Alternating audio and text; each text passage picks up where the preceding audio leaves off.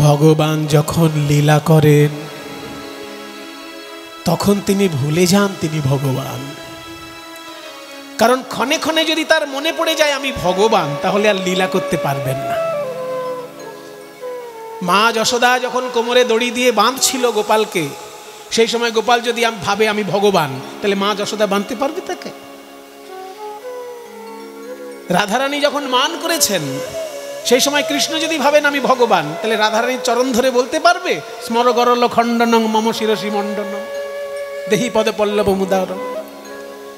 সেই জন্য লীলা করার সময় ভগবান ভুলে থাকেন আমি ভগবান, কিন্তু বিশেষ বিশেষ পরিস্থিতি হলে তখন ভগবানের মনে পড়ে যায়। আজকে যখনই ব্রহ্মা হরণ করেছে বাছুর আর রাখালগণকে, কিছুক্ষণ চিন্তা করে কৃষ্ণ ভাবলেন আমি তো সাধারণ কোনো রাখাল বালক নই, আমি তো সেই গোলক অধিপতি প্রাণ গোবিন্দ, সাধারণ এক সৃষ্টিকর্তা ব্রহ্মা, যার 100 বছর হলেই মৃত্যু হয় আবার জন্মায়। এই জন্ম মৃত্যুর চক্করে মানুষ যেমন পড়ে, ব্রহ্মাও তেমনি পড়ে। মানুষ মানুষের আয়ু অনুসারে পড়ে, আর ব্রহ্মা তার নিজের আয়ু অনুসারে পড়ে। আর সেই ব্রহ্মা কিনা আজকে আমার লীলায় আঘাত করতে এসেছে। দুদিনের ব্রহ্মা, আমিও তোমাকে দেখাবো মজা, তবে অন্যভাবে। আমি বৃন্দাবনে যতদিন বাস করব চক্র ধরবো না, কারণ বৃন্দাবন আমার প্রেমের রাজত্ব। তাই এখানে আমি লীলার মাধ্যমে তোমার অহংকার চূর্ণ করব। কি করলেন লীলা? না নিজেই হয়ে গেলেন শ্রীরাম সুদাম দাম্ব সুদাম, আর নিজেই হয়ে গেলেন নানান রঙের বাছুর। বাড়িতে যখন ঘুরে আসছেন গোবিন্দ, শ্রীরাম সুদামের মায়েরা অন্যান্য দিন আগে কৃষ্ণকে কোলে নেয়, তারপর নিজের ছেলেকে কোলে নেয়, কিন্তু আজকে আগে নিজের ছেলেকে কোলে নিচ্ছে, তারপর কৃষ্ণকে কোলে নিচ্ছে। উল্টে গেছে ব্যাপার। অন্যান্য দিন গরুগুলোও কৃষ্ণকে এত ভালোবাসে যে কৃষ্ণের জন্য আগে দুধ দোয়ানো হবে, তারপর বাছুরকে দুধ খেতে দেবে। কিন্তু আজকে দেখা গেল বাছুরগুলো দিব্যি গরুর বাঁটে মুখ দিয়ে দুধ খাচ্ছে, গরুগুলো কিচ্ছু বলছে না। এই দৃশ্য দেখে কেউ অবাক হয়নি, শুধু বলরাম অবাক হলো যে কোনোদিন তো এমন ঘটে না, আজকে কেন শ্রীরাম সুদামের মায়েরা নিজের ছেলেকে আগে কোলে নিচ্ছে? অন্যান্য দিন তো আমার ভাইকে আগে কোলে নেয়। চোখ বন্ধ করে বলরাম ধ্যানে বসলো। ধ্যানে দেখতে পেল যে যখন সে গরুগুলো নিয়ে চলে এসেছে, তারপরেই ব্রহ্মা এসে কৃষ্ণের বাছুর আর কৃষ্ণের রাখালদেরকে হরণ করে নিয়েছে। তাই কৃষ্ণ নিজেই হয়ে গেছেন শ্রীরাম সুদাম দাম্ব সুদাম, আর নিজেই হয়েছেন সব বাছুর। এই রকম লীলা চলতে লাগলো 1টা বছর ধরে। 1 বছর প্রতিদিন গোবিন্দ নিজেই বা রাখাল সেজে গোষ্ঠে যায়, আবার নিজেই রাখাল সেজে গোষ্ঠ থেকে আসে। 1 বছর চলছে এরকম লীলা। এখানে একটা গূঢ় রহস্য আছে। আপনারা যারা কৃষ্ণলীলা শুনে অভ্যস্ত তারা জানেন যে ভগবান কৃষ্ণ যখনই বিপদে পড়েন তখনই যোগ মায়াকে স্মরণ করেন। যেমন নৌকা বিলাস লীলায় বলেছে যোগ মায়া তুমি আমাকে একটা নৌকা বানিয়ে দাও। তাহলে আজকের লীলায় শ্রীকৃষ্ণ কেন যোগ মায়াকে বললেন না যে আমাকে রাখাল বানিয়ে দাও, আমাকে বাছুর বানিয়ে দাও? এখানে একটা গূঢ় রহস্য আছে। এই রহস্যটা ভেদ করেছেন 6 গোস্বামী তাদের ভাগবতের টিকায়। তারা বললেন শোনো, বৃন্দাবনের রাখালরা, বৃন্দাবনের মায়েরা সবাই কৃষ্ণকে এত ভালোবাসে যে যখন কৃষ্ণের জন্ম হয়েছিল তখন শ্রীরাম সুদামের মায়েরা ভেবেছিল যে যশোদা এত সুন্দর একটা ছেলে পেয়েছে, ওই ছেলে যদি আমার হতো আমি ওকে কোলে নিয়ে ঘুমোতাম, যখন খুশি কোলে করে খাওয়াতাম। কিন্তু তো যশোদার ছেলে, শুধু কোলে করতে পারবো, খাওয়াতেও পারবো না, ঘুম পাড়াতেও পারবো না। ওই যে কৃষ্ণ যদি আমার ছেলে হতো, মায়েরা একবার ভেবেছিল। তাই শ্রীকৃষ্ণ আজকে নিজেই রাখাল হয়ে ওই মায়েদের মনোবাসনা পূর্ণ করছেন। এমনকি গরুগুলো পর্যন্ত ভেবেছিল কৃষ্ণ যদি আমার বাছুর হতো, আমার বাঁট থেকে দুধ খেত, আমি তার গা চেটে চেটে দিতাম। সেই গরুদেরও মনোবাসনা পূর্ণ করছেন শ্রীকৃষ্ণ বাছুর সেজে। গরুর বাঁট থেকে দুধ খাচ্ছে আর গরু চেটে দিচ্ছে কৃষ্ণ অঙ্গ। এইরকম 1 বছর ধরে লীলা চলল। সকল ভক্তের মনোবাসনা পূর্ণ হয়ে গেল। তারপর যখন ব্রহ্মা এসেছে মজা দেখতে, দেখে কি যেমন ব্রজ তেমন আছে, দেখে যেমন ব্রজ তেমন আছে। শ্রীদাম সুদাম দাম্ব সুদাম। একই আমি যে রাখালদেরকে হরণ করেছিলাম তারা তো অচৈতন্য হয়ে গিরি গুহায় বিরাজ করছে। আমি যে বাছুরদেরকে হরণ করেছিলাম তারাও তো অচৈতন্য হয়ে গিরি গুহায় রয়েছে। তবে এই মাঠের মধ্যে কৃষ্ণের সঙ্গে রাখালরা কারা? ওই বাছুরগুলো কারা? আমি তো সৃষ্টিকর্তা, তাহলে ওদেরকে সৃষ্টি করলো কে?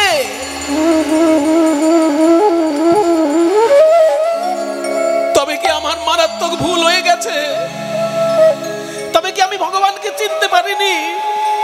তবে কি যে কৃষ্ণের দর্শন আমি পেতে পারি না গোলকে গিয়ে, সেই গোলক অধিপতি গোবিন্দই কি এই ছোট্ট রাখাল? ওই গোলক থেকে ভুলোকে নেমে এসে উনি কি লীলা করছেন রাখাল রূপে? আর কাল বিলম্ব না করে ব্রহ্মা ছুটে এসে গোবিন্দের দুটি চরণে আছাড় খেয়ে পড়ল। হে ভগবান,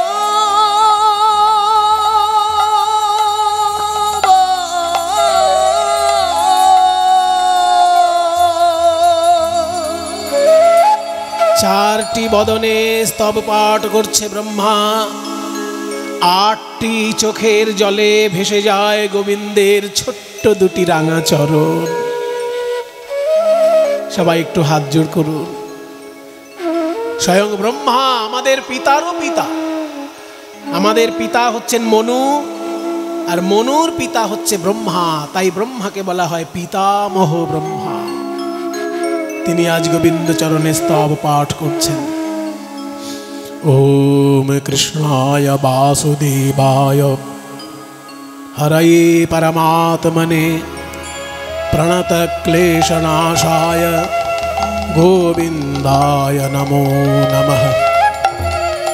ঈশ্বরঃ পরমঃ কৃষ্ণঃ সচ্চিদানন্দ বিগ্রহঃ अनादिरादिर्गोविन्दः सर्वकारणकारणम् अथापि ते देवपदाम्बुजद्वयप्रसादलेशानुगृहीत एव हि जानाति तत्त्वं भगवन् महिम्नः न चान्य एकोऽपि चिरं विचिन्वन् श्यामं हिरण्यपरिधिं वनमाल्यवरः धातुप्रवालनटवेशमनोव्रतांशे विन्यस्तहस्तमितरेण धुनानमविजं कर्णोदपरालककपोलमुखाब्जहासं बरहापीडं नटवरवपुः कर्णयो कर्णिकारं बिभ्रद्वासकनककुपीशं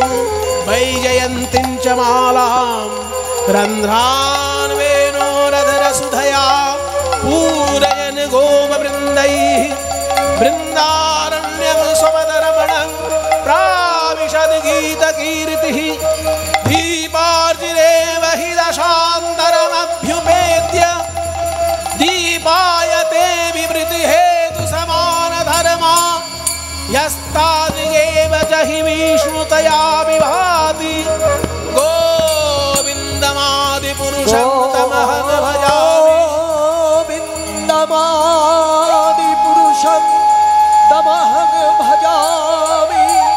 गोविन्दमादिपुरुषं तमहं भजामि। गोविन्दमादिपुरुषं तमहं भजामि।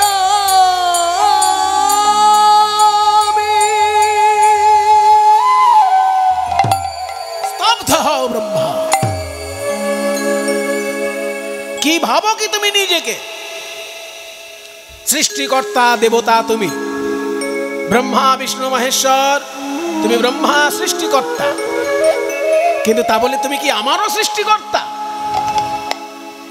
আমার ইচ্ছায় তুমি সৃষ্টিকর্তা রূপে কাজ করছো, আর আজকে আমার লীলা তুমি আঘাত করতে এসেছো। প্রভু হে, কে তোমায় চিনিতে পারে? তুমি না চিনালে পরে বলো কে তোমায় চিনিতে পারে? তুমি না চিনালে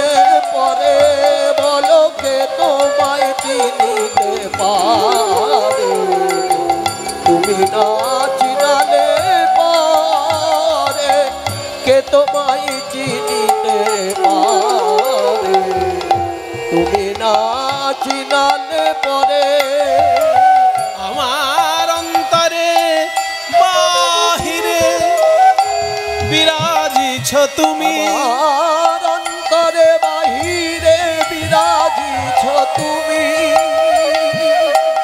আমি দেখেও না দেখি তোমারে, কে তোমায় চিনিতে পারে।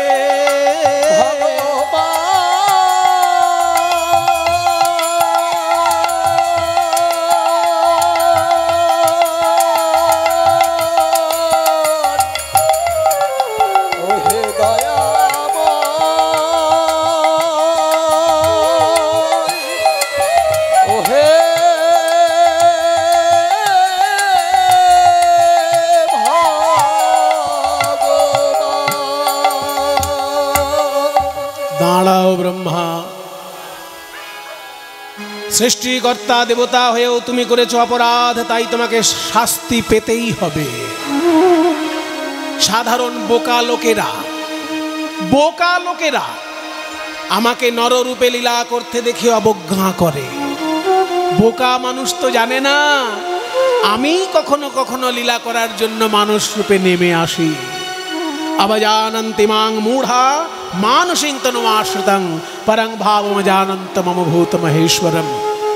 তাই বোকা লোকের মতো তুমি যেহেতু আমার নররূপের লীলাকে অবজ্ঞা করেছো, তাই আগামী কলিযুগে তুমি নরকুলে জন্মগ্রহণ করো। ওহে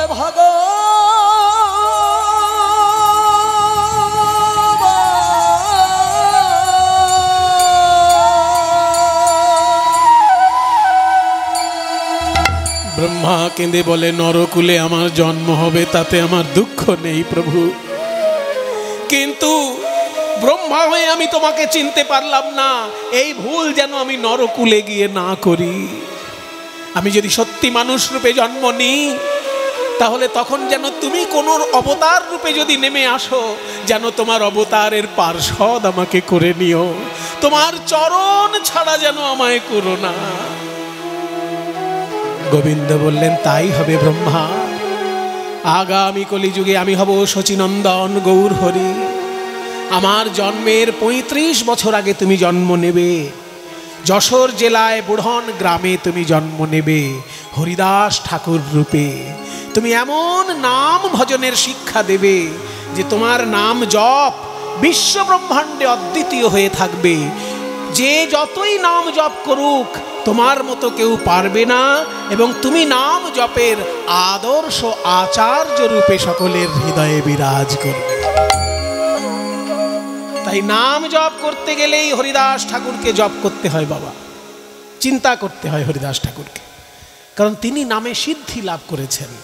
সিদ্ধি লাভ করেছেন তার প্রমাণ কি না, মৃত্যুকালে সরাসরি তিনি মহাপ্রভুর চরণটা বুকে নিয়ে দেহ ত্যাগ করেছেন। সারা জীবন হরে কৃষ্ণ নাম জপ করেছেন বলে শ্রীকৃষ্ণ চৈতন্য নাম জপ করতে করতে তিনি দেহ ত্যাগ করেছিলেন। মৃত্যুকালে মুখে নাম আসে, সারা জীবন তার জন্য অভ্যাস করতে হয়, সেইটা হরিদাস ঠাকুর নিজে আচরণ করে দেখিয়ে দিয়েছেন। তাই তিনি নামের আচার্য। জন্ম নিলেন কোথায়? বুড়ন গ্রামে। বর্তমানে কিন্তু সেটা যশোর জেলায় নয়। যশোর জেলা এত বড় জেলা ছিল, সেটা কাটতে কাটতে টুকরো করতে করতে একদম ছোট করে দিয়েছে এখন। যশোর জেলায় শুরু কোথায় আর শেষ কোথায় শুনবেন? যশোর জেলা শুরু হচ্ছে বনগাঁয়। যে বনগাঁটা এখন পশ্চিমবঙ্গের অংশ, সেটা আসলে পশ্চিমবঙ্গের নয়, ওটা যশোর জেলার অংশ। ব্রিটিশরা যখন আমাদের দেশ নিয়ে কাটাছেড়া করেছিল, নির্দয় ব্রিটিশ জাত আমাদের বুকের উপর ছুরি চালিয়েছিল দেশ ভাগ করে। সেই সময় পূর্ববঙ্গের যশোর জেলার অংশ বনগাঁ, তাকে কেটে পশ্চিমবঙ্গের উত্তর ২৪ পরগনার সঙ্গে জুড়ে দিয়েছে। আসলে ওটা যশোরের অংশ। তাই যশোরের শুরু হচ্ছে বনগাঁয় আর যশোরের শেষ হচ্ছে সুন্দরবনে। তাহলে কোথায় বনগাঁ আর কোথায় সুন্দরবন? এই ২৫০-৩০০ কিলোমিটার ধরে যে ভূমি, এত বড় যশোর জেলা। তারপরে সেটা আবার দুটুকরো করে, একটার নাম হলো যশোর, একটার নাম হলো খুলনা। খুলনা নামটা পরে হয়েছে, গোটাটাই যশোর ছিল আগে। সেই জন্য পুরনো গ্রন্থে যশোর বলে লেখা আছে। এখন সেটা সাতক্ষীরার অন্তর্গত জায়গায় পড়েছে হরিদাস ঠাকুরের জন্মস্থান বুড়হন গ্রাম। সেইখানে খান আতাউল্লাহর ঘরে জন্ম নিল ছোট্ট শিশু হারেস। কিন্তু সেই সময় তার এমন মহামারীতে সারা দেশ তখন বিভ্রান্ত হয়ে আছে। আমাদের চোখের সামনে যেমন আমরা মহামারী দেখেছি, সেই রকম একটা মহামারী তখন হয়েছিল। কাতারে কাতারে লোক মারা যাচ্ছে। ওই হারেসের বাবা মা দুজনই মারা গেল। সেই সময় হাবিবুল্লাহ কাজী, সেই এলাকার শাসক, তিনি ওই ছোট্ট শিশুটিকে কোলে করে নিলেন।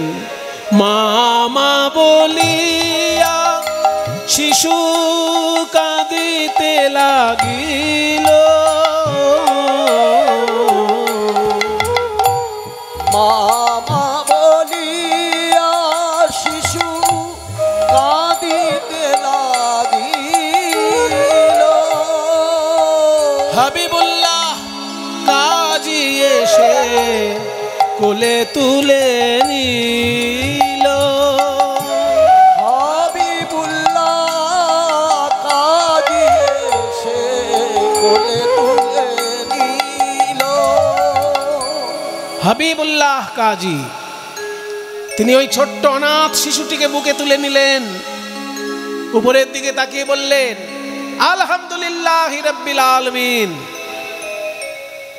ইয়া আল্লাহ, এ তোমার কেমন মেহেরবানি। সমস্ত ইনসানের ইন্তেকাল হয়ে গেছে, আর একজনের জিন্দেগি তুমি বকশিশ দিয়েছ।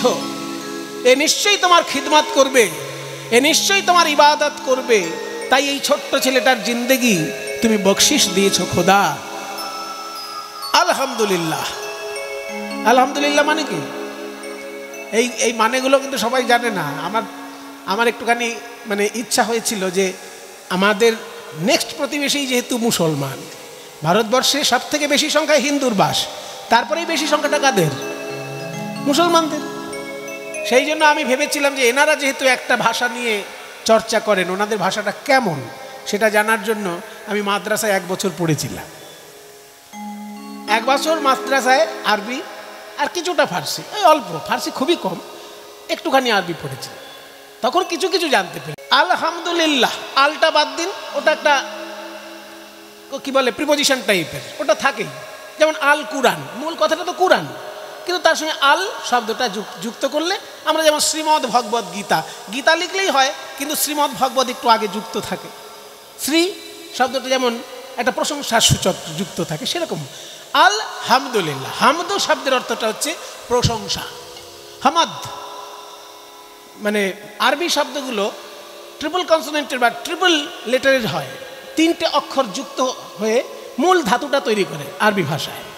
তাহলে হ মা দ, এই 3টে অক্ষর, হ ম দ, এই 3টে অক্ষর যখন পুঞ্জীভূত থাকে হামদ, সেইটার অর্থ হচ্ছে প্রশংসা। তাহলে হামদ মানে প্রশংসা, আলহামদু মানে সমস্ত প্রশংসায় আল্লাহর জন্য, আলহামদুলিল্লাহ মানে আল্লাহরই সমস্ত প্রশংসা।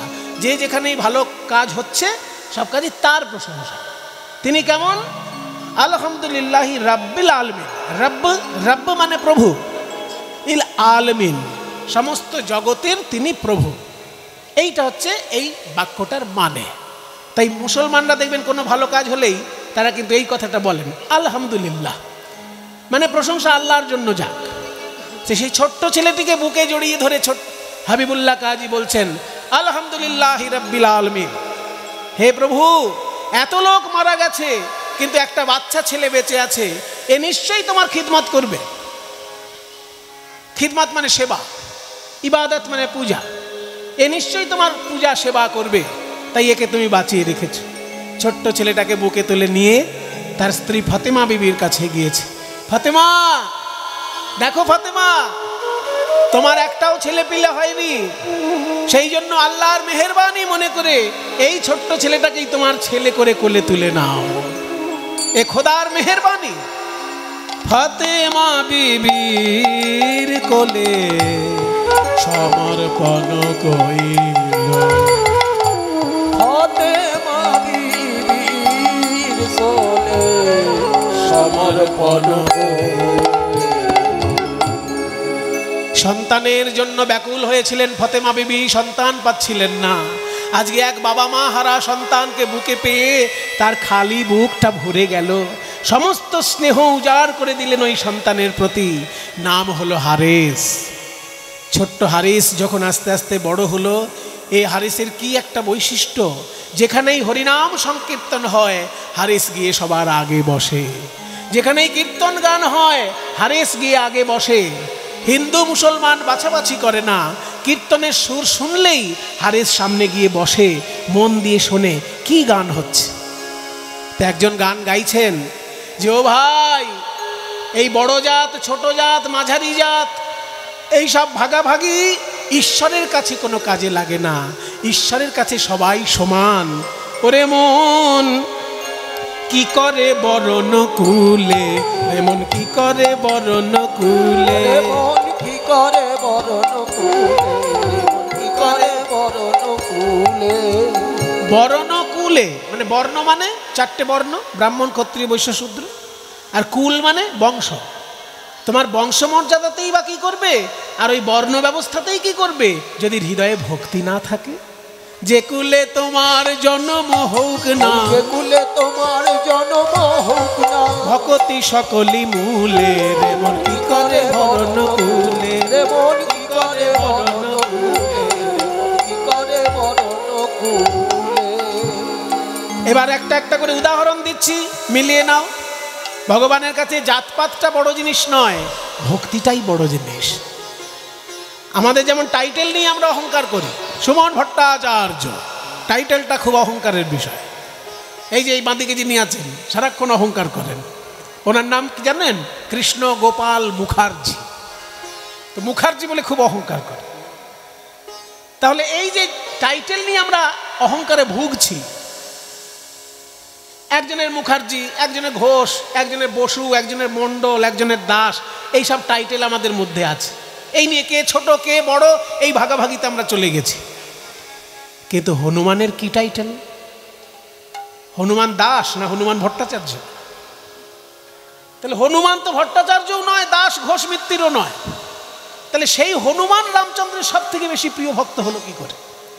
কপিকুলে ধন্য বীর হনুমান, ওই কপিকুলে ধন্য বীর হনুমান, শ্রীরাম ভক্ত রাম, ওই কপিকুলে ধন্য বীর হনুমান, শ্রীরাম ভক্ত রাম। আরে শুনবে, রাক্ষস হয়েও ভগবানের বন্ধু হয়েছে। কে? রাক্ষস হইয়া বিভীষণ বৈশে, রাক্ষস হইয়া বিভীষণ বৈশে, ঈশ্বর সভার মাঝে বৈশে, ঈশ্বর সভার মাঝে বৈশে, ঈশ্বর সভার মাঝে। তাহলে বানর কুলে জন্ম নিয়ে ভগবানের সেবক হনুমান, রাক্ষস কুলে জন্ম নিয়ে ভগবানের সেবক বিভীষণ, দৈত্য কুলে জন্ম নিয়ে সব থেকে বড় ভক্ত 12 জন বৈষ্ণব আচার্যের মধ্যে তার নাম আছে। কে? হ্যাঁ, দৈত্যের ঔরসে প্রহ্লাদ জনমী, দৈত্যের ঔরসে প্রহ্লাদ জনমী, ভুবনে রাখিল যশ, দৈত্যের ঔরসে প্রহ্লাদ জনমী, ভুবনে রাখিল যশ। স্ফটিক স্তম্ভেতে প্রকট নরহরি, তার প্রতি কৃপা করে স্ফটিক স্তম্ভের মধ্যে ভয়াল ভয়ঙ্কর ভগবানের রূপ বেরিয়ে এলো, অর্ধেকটা সিংহ অর্ধেকটা মানুষ। হইলা যাহার বশ, ওই স্ফটিক স্তম্ভেতে প্রকট নরহরি, হইলা যাহার বশ, স্ফটিক স্তম্ভেতে প্রকট নরহরি, হইলা যাহার বশ। আরো বলবো, দেখো না কেমন সাধনা করিল গোকুলে গোপের নারী, ওই দেখো না কেমন ভজনা করিল দাঁড়াও দাঁড়াও, গোপের নারী।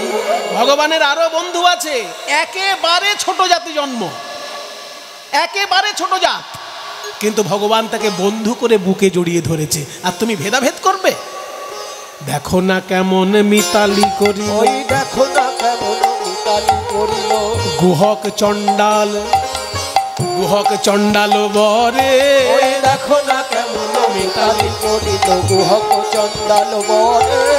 দেখো না কেমন মিতালি করিল, গুহক চণ্ডাল বরে। বিদুরের বল কি বাকুল ছিল, বিদুরের বল কি বাকুল, গোবিন্দ খাইল যাহার ঘরে, ওই বিদুরের বল কি বাকুল ছিল, খাইল যাহার ঘরে।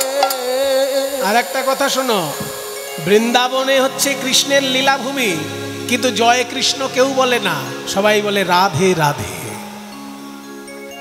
কৃষ্ণ কৃষ্ণ বলে না কেউ, সবাই বলে রাধে রাধে। আর সেই রাধারানীর জাত কি?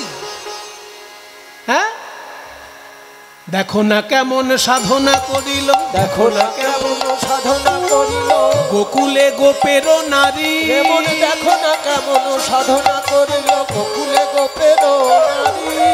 জাতি কুলাচারে কি বল করিবে, সে হরি যে ভজে তারি। জাতি কুলাচারে কি বল করিবে, সে হরি যে ভজে তারি। বৈষ্ণব পদাবলী এতক্ষণ পর্যন্ত শুধু দৃষ্টান্ত দিয়ে এলো, দৃষ্টান্ত দিয়ে এলো, এইবার সিদ্ধান্ত বলছে। এতক্ষণ দৃষ্টান্ত, এইবার সিদ্ধান্ত। শ্রীকৃষ্ণ ভজনে সবেই অধিকারী, কুলেরও গর্ব নাই। ওই শ্রীকৃষ্ণ ভজনে সবে অধিকারী, কুলেরও গর্ব নাই। কহে প্রেমানন্দ যে করে গর্ব, নিতান্ত মূর্খ সেই। ওই কহে প্রেমানন্দ যে করে গর্ব, নিতান্ত মূর্খ সেই। কহে প্রেমানন্দ যে করে গর্ব, নিতান্ত মূর্খ সেই। ছোট্ট হারেস উঠে দাঁড়িয়েছে। বাবা, আপনি এত সুন্দরভাবে বুঝিয়ে দিলেন, ছোট জাত বড় জাত নিয়ে আমরা সবাই ব্যস্ত হয়ে থাকি, কিন্তু ভগবান ব্রাহ্মণকেও যেমন হৃদয়ে ধরেছেন, তেমনি গুহক চণ্ডালকেও বুকে জড়িয়ে ধরেছেন। আবার মানুষের মধ্যেই পড়ে না, বানর কুলে জন্ম নিয়েছে হনুমান, তাকেও তিনি বুকে ধরেছেন। তাহলে তো ভগবানের কোনো ভেদাভেদ নেই। আমি তো মুসলমানের ছেলে, আমি কি হরিনাম করতে পারি? নিশ্চয়ই পারবে বাবা। জানো তো, ভগবানের কোনো ভেদাভেদ নেই, ভগবানের কাছে কোনো ভেদাভেদ নেই। কিন্তু আমাদের ভগবান আর আপনাদের ভগবান তো আলাদা। ওমা, তাই নাকি? হ্যাঁ, তাই তো শুনি, সব সময় তাই শুনে অভ্যস্ত হয়ে গেছে। আমরা ভগবানকে আল্লাহ বলি, খোদা বলি, আর আপনারা কি কি সব বলেন, হরি কৃষ্ণ রাম, আরো কি কি আছে। শোনো বাবা, ভগবান এক, কিন্তু তার নাম বিভিন্ন। নাম নাম আকারি বহুধা নিজ সর্বশক্তিস্তত্রার পিতা। ভগবান এক, তার নাম অনেক। যেমন জল, কেউ জল বলছে, কেউ পানি বলছে, কেউ ওয়াটার বলছে, কিন্তু খাবার সময় সব একই জিনিস খাচ্ছে। কিন্তু কেউ আল্লাহ বলছে, কেউ হরি বলছে, কেউ গড বলছে, কিন্তু প্রণাম যখন করছে সব প্রণাম একটা জায়গাতেই যাচ্ছে। কিন্তু আবার কি কিন্তু? আপনারা তো মূর্তি পুজো করেন, আমরা তো মূর্তি মানি না। কত রকমের মূর্তি পুজো করেন আপনারা, আমরা তো একটাও মূর্তি মানি না। শোনো বাবা, জলকে যেমন গরম করলে জল নিরাকার ধোঁয়া হয়ে যায়, আবার জলকে ঠান্ডা করলে জল বরফ হয়ে যায়, ঠিক তেমনি ভগবানকে যদি কেউ যুক্তি দিয়ে খোঁজাখুঁজি করে, তার কাছে ভগবান নিরাকার। আর ভগবানকে যদি কেউ ভক্তি দিয়ে আপন করতে পারে, তার কাছে ভগবান মূর্তি ধারণ করে এগিয়ে আসে। নজরুল ইসলাম লিখেছেন না, নজরুল ইসলাম লিখেছেন, সখী সে হরি কেমন বল, নাম শুনে যার এত প্রেম জাগে, চোখে আনে এত জল। সখী সে হরি কেমন বল, নাম শুনে যার এত প্রেম জাগে, চোখে আনে এত জল। সে হরি কেমন বল, সে কি আসে এই পৃথিবীতে, গাহে রাধা নাম বাঁশরীতে। সে কি আসে এই পৃথিবীতে, গাহে রাধা নাম বাঁশরীতে। যার অনুরাগে বিরহ যমুনা হয়ে ওঠে চঞ্চল। সখী সে হরি কেমন বল, নাম শুনে যার এত প্রেম জাগে, চোখে আনে এত জল সে হরি কেমন আজকের দিনে নজরুল ইসলামের বড় দরকার। মুসলমান পরিবারে জন্মগ্রহণ করেও তিনি এত সুন্দর সনাতন ধর্মাবলম্বীদের গান লিখেছেন যে তার গান শুনলে চোখে জল আসে। আজ তো লক্ষ লক্ষ মুসলমান আছে পৃথিবীতে, বাঙালি, কিন্তু কজন নজরুল ইসলামের মতো লিখতে পারছে এখন? কই সেই মুসলমান? মুসলমান নজরুল ইসলামের মতন দরকার, যার ভেতরে একটা সাম্যবাদ ছিল, যার ভেতরে একটা আধ্যাত্মিক আন্তরিকতা ছিল। ভিন্ন ধর্মের লোক হতেই পারে, কিন্তু জঙ্গি ভাবনা থাকবে কেন? কট্টরপন্থা থাকবে কেন? থাকবে ভালোবাসা, থাকবে সম্প্রীতি। নজরুল লিখছেন, তারে কি নামে ডাকিলে আসে, কোন রূপ কোন গুণ পাইলে সে রাধা সম ভালোবাসে। তারে কি নামে ডাকিলে আসে, কোন রূপ কোন গুণ পাইলে সে রাধা সম ভালোবাসে। সখী শুনেছি সে নাকি কালো, জালে কেমনে সে এত আলো। সখী শুনেছি সে নাকি কালো, জালে কেমন সে এত আলো। মায়া ভুলাইতে মায়া বিষে নাকি কনে গো মায়ার ছল। সখী সে হরি কেমন বল, নাম শুনে যার এত প্রেম জাগে, চোখে আনে এত জল। সে হরি কেমন। ছোট্ট ছেলে বলছে, তাহলে আমি হরিনাম করতে পারবো? নিশ্চয়ই পারবে। এক ঈশ্বর, ভারতবর্ষে তার নাম হরি, রাম, কৃষ্ণ, সৌদি আরবে তার নাম আল্লাহ, আবার জেরুজালেমে তারই নাম গড। যিনি সৌদি আরবের মাটিতে আল্লাহ বলে প্রকাশিত হয়েছেন, তিনি জেরুজালেমে গড রূপে প্রকাশিত হয়েছিলেন, তিনিই ভারতবর্ষের মাটিতে হরি, রাম, কৃষ্ণ রূপে। এই সাম্য, এই যদি আমাদের নিরপেক্ষ মন না থাকে, তাহলে শুধু দ্বন্দ্বই তৈরি হবে, তাহলে শুধু হিংসাই তৈরি হবে। এক ঈশ্বর, ভারতে তার নাম হরি, রাম, কৃষ্ণ, সৌদি আরবে তার নাম আল্লাহ, জেরুজালেমে তার নাম গড। এক ঈশ্বর, বিভিন্ন দেশে তার নাম বিভিন্ন রূপে প্রকাশিত হয়েছে। তাই বাংলার কবি গায়ক বলেছেন, কবি গায়কদের মধ্যে একজন শ্রেষ্ঠ ছিলেন বিজয় সরকার মহাশয়। তিনি কি সুন্দর বলেছেন, জানিতে চাই দয়াল তোমার আসল নামটা কি।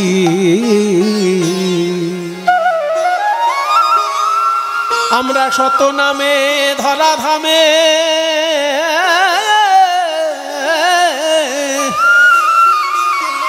আমরা শত নামে ধরা ধামে, কত ভাবে তোমায় ডাকি।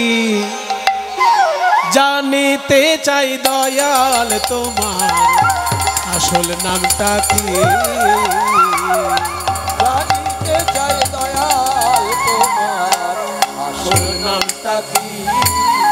আমরা দয়াল রে, কেহ তোমায় বলে ভগবান,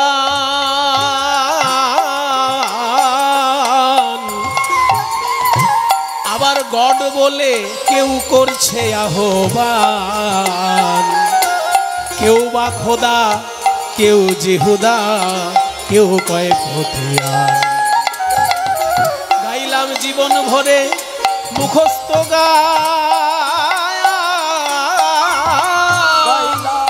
জীবন ভরে মুখস্থ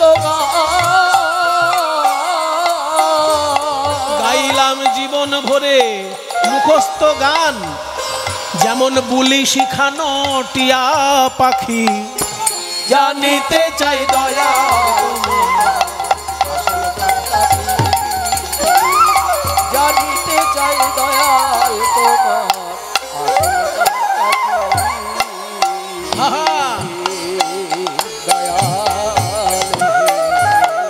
তোমার নাম জানতে চাইলাম, এবার তোমার পরিচয় জানতে চাই।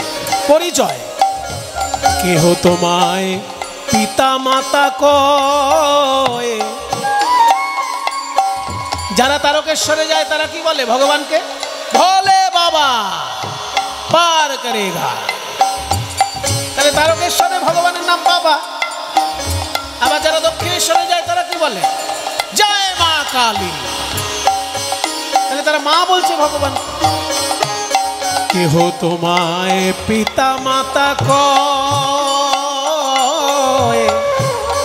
আবার মা যশোদা পুত্র বলে কেউ দেয় পরিচয়। সকলের সকলে আবার কারোর কেউ তো নয়। দয়াল তোমার আসল কি পরিচয়?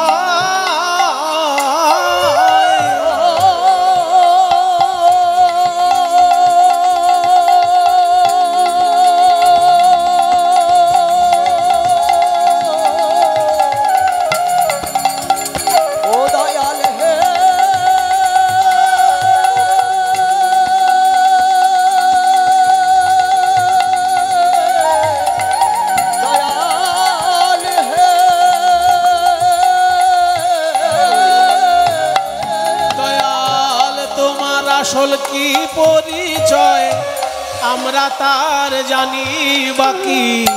জানিতে চাই দয়াল তোমার আসল নামটা কি?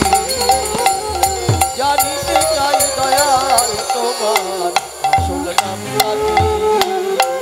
পাগল বিজয় বলে, পাগল বিজয় বলে মনের কথা কই।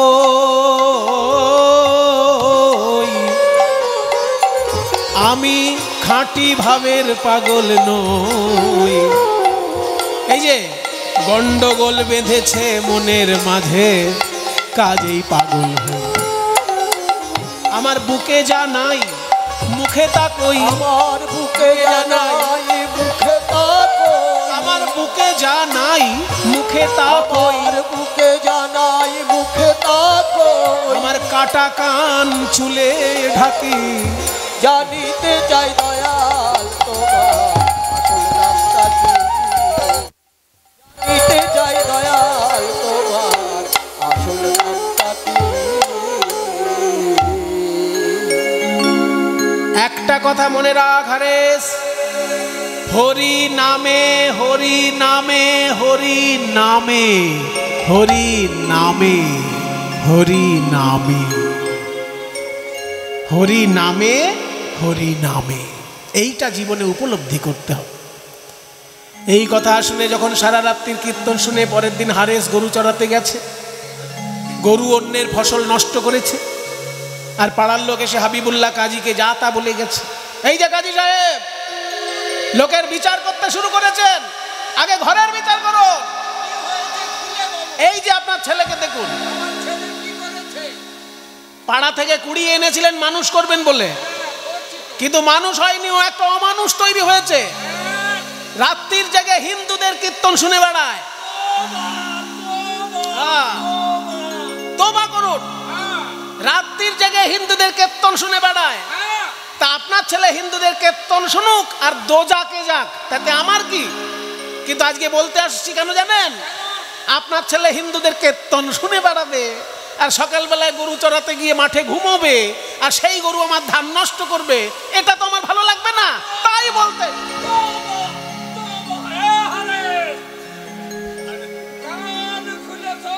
কান খুলে শোন, তোর বাবা কি বলছে শোন, হিন্দুদের হরিনাম শুনবি না। আর যদি শুনিস তা কি করবে তাই শোন।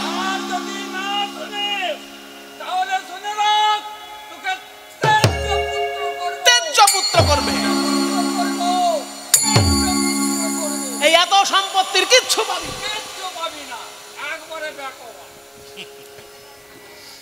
হারেস মনে মনে ভাবলো, এক ঈশ্বর, কোন দেশে তার নাম আল্লাহ, কোন দেশে তার নাম গড, কোন দেশে তার নাম কৃষ্ণ। মানুষ তাই নিয়ে ভেদাভেদ করছে, আর আজকে লোকে এসে যা তা কথা শোনাচ্ছে। আজকে আমি আর একবার পরীক্ষা করে দেখব হরি নামের মহিমা আছে কিনা। যদি হরি নামের কোনো মহিমা থাকে তাহলে জীবনে হরিনাম ভুলবো না, আর হরিনামের যদি মহিমা না থাকে জীবনে হরিনাম বলবো না। এই কথা শুনে সেদিনকেও কীর্তন শুনতে গেছে, আবার গরু চড়াতে গিয়ে ঘুমিয়ে গেছে। কিন্তু সেদিনকেও যে পরীক্ষা করবে বলেছে, তাই আশ্চর্য ঘটনা ঘটলো, কোনো গরু অন্যের ধান খেতে গিয়ে ধান নষ্ট করেনি, আর কোনো নালিশ কেউ করেনি ওই দিন। তাই হারেস মনে মনে ভাবছে, আমি আজ প্রমাণ পেলাম হরি নামে, প্রমাণ পেলাম হরি নামে, হরি নামে আমি প্রমাণ পেলাম হরি নামে, এই হরি নামে, হরি নামে প্রমাণ পেলাম হরি নামে। ভগবানকে আমি কথা দিয়েছি, হরি নামের যদি কোনো মহিমা থাকে কোনোদিন হরি নাম ভুলবো না। কিন্তু আমার পালক পিতা হাবিবুল্লাহ কাজী, ওনার ঘরে বসে যদি আমি হরি নাম করি তাহলে লোকে বারে বারে ওনাকে কথা শোনাবে। তাই আমি এক কাজ করব, আমার সমাজ ত্যাগ করে, আমার পালক পিতার গৃহ ত্যাগ করে আমি পথে বেরোবো। জীবনে প্রমাণ পেয়েছি হরিনামের মহিমা, যাকে দেখব তাকে হরিনাম প্রচার করব। তাই রাতে হাবিবুল্লাহ কাজী যখন সপরিবারে ঘুমাচ্ছেন, হারেস গৃহত্যাগ করল। গৃহত্যাগ করে রাস্তায় যাকে দেখে তাকেই হাতে পায়ে ধরে বলে, ভাই আমি তো প্রমাণ পেয়েছি, তুমিও একবার হরিনাম বলো, তুমিও প্রমাণ পাবে। হরি বলো ভাই মুখে, হরি বলো ভাই মুখে, হরি বলো ভাই, হরি নাম বিনা জীবে, হরি নাম বিনা জীবে আর গতি নাই নাই নাই নাই। হরি বলো ভাই মুখে, হরি বলো ভাই মুখে, হরি বলো, হরি বলো, হরি বলো ভাই, হরি বলো, হরি বলো, হরি বলো ভাই, হরি বল, হরি বল, হরি বল, হরি বল, হরি বল, হরি বল, হরি বল ভাই মুখে, হরি বল ভাই মুখে, হরি বল ভাই। কে বাবা তুমি? লোকের হাতে পায়ে ধরে হরিনাম প্রচার করছো, কে তুমি? আমার নাম হারিস। হ্যাঁ, কি নাম? আমার নাম হারিস। হারিস? আমি আপনাদের হিন্দু নই, কিন্তু তবু আমার হরিনাম বড় ভালো লাগে, তাই আমি হরিনাম নিজে গাই আর লোককে প্রচার করি। আমি প্রমাণ পেয়েছি হরি নামে, হরি নামে। ওরে বাবা, এত বড় কথা তুমি বলছো বাবা? তুমি কি কলিযুগের তারক ব্রহ্ম নাম পেয়েছো? তারক ব্রহ্ম নাম কি? শোনো, ব্রহ্ম মানে ঈশ্বর, আর তারক মানে উদ্ধারকারী। ঈশ্বর যখন সরাসরি নেমে আসেন তাকে বলে অবতার, আর ঈশ্বর যখন নাম রূপে মানুষের কল্যাণ করেন তাকে বলে উদ্ধারকারী ঈশ্বরের রূপ। তাই তারক ব্রহ্ম নাম। এই কলিযুগের তারক ব্রহ্ম নাম গুরুর কাছ থেকে পেতে হয়। আমি মাধবেন্দ্রপুরীর কাছে পেয়েছি, তুমি কি নেবে সেই নাম? নিশ্চয়ই নেব প্রভু। আপনার নাম কি? আমার নাম অদ্বৈত আচার্য। তাহলে আপনি আমাকে দয়া করে এই তারক ব্রহ্ম নাম দিন। শোনো হারেস, এই তারক ব্রহ্ম নাম আমি তোমাকে দিচ্ছি, তবে তার আগে তোমার নামটা আমি একটু সাজিয়ে দিই। তোমার নাম হারেস, হও থাকবে, রও থাকবে, দন্তেশ্বর থাকবে। আজকে থেকে তোমার নতুন নাম হরিদাস। হরিদাস, হরিদাস, হরিদাস, হরিদাস,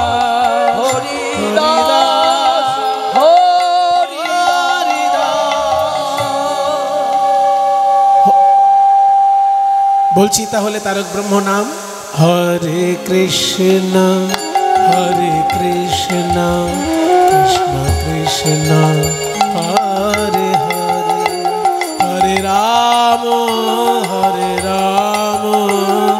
রাম রাম হরে হরে, হরে কৃষ্ণ কৃষ্ণ কৃষ্ণ হরে হরে, হরে রাম গুরুদেব গুরুদেব, এত সুন্দর মালার মতো সাজানো হরিনাম, এটাই কলিযুগের তারক ব্রহ্ম নাম। হ্যাঁ বাবা, এই নামের মধ্যে 8 বার হরে আছে, 4 বার কৃষ্ণ আছে, 4 বার রাম আছে। হরে মানে হে হরি অর্থাৎ নারায়ণ, রাম মানে হে রাম, কৃষ্ণ মানে হে কৃষ্ণ। সত্যযুগের নারায়ণ, ত্রেতা যুগের রাম, দ্বাপর যুগের কৃষ্ণ, 3 যুগের 3 ভগবানের নাম এক মন্ত্রের মধ্যে ডাকা হচ্ছে, তাই এটা মহামন্ত্র। শুধু তাই নয়, হরে মানে যেমন হে হরি, তেমনি হরে মানে আবার হে রাধে। হরে কৃষ্ণ মানে গভীর অর্থ হলো হে রাধে হে কৃষ্ণ। এই একই নামের মধ্যে যুগল উপাসনার তত্ত্বও নিহিত আছে, তাই এটা মহামন্ত্র। গুরুদেব, এত সুন্দর একটি হরিনাম আপনি আমাকে উপহার দিলেন, আমি আপনাকে দক্ষিণা কি দেব? আমি তো পয়সা ছুঁই না, আমি ভিক্ষা করি না কারোর কাছে। দেখো বাবা, পয়সায় সবসময় দক্ষিণা হয় না, অন্য কিছু দাও দক্ষিণা। দিলাম গুরুদেব, যে হরিনাম আপনি আমায় দান করলেন, আমি আপনাকে কথা দিলাম যতদিন বাঁচব প্রতি মাসে গুরুচরণে সংকল্প করলো, এইটাই তার সারা জীবনের দক্ষিণা। তাহলে মাসে যদি 1 কোটি নাম জপ হয়, প্রতিদিন কত? অঙ্কও করতে হবে বাবা কীর্তন শুনতে গেলে। 1 কোটিকে মোটামুটি 30 দিয়ে ভাগ করুন, ধরে নিচ্ছি 30 দিনে মাস, তাহলে 3,33,333.3, আবার 3-এর মাথায় একটা বিন্দু, মানে পৌনপুনিক, ওই 3টা যত খুশি লেখা যাবে। এই যে 3,33,000-এরও বেশি নাম একসঙ্গে বলা হয় 3 লক্ষ নাম। তো 3 লক্ষ নাম হরিদাস ঠাকুর প্রতিদিন জপ করতেন। সবটাই কিন্তু ফিসফিস করে নয়, জপ হচ্ছে 3 রকম। যে জপ ফিসফিস করে আওয়াজ হয় তাকে বলে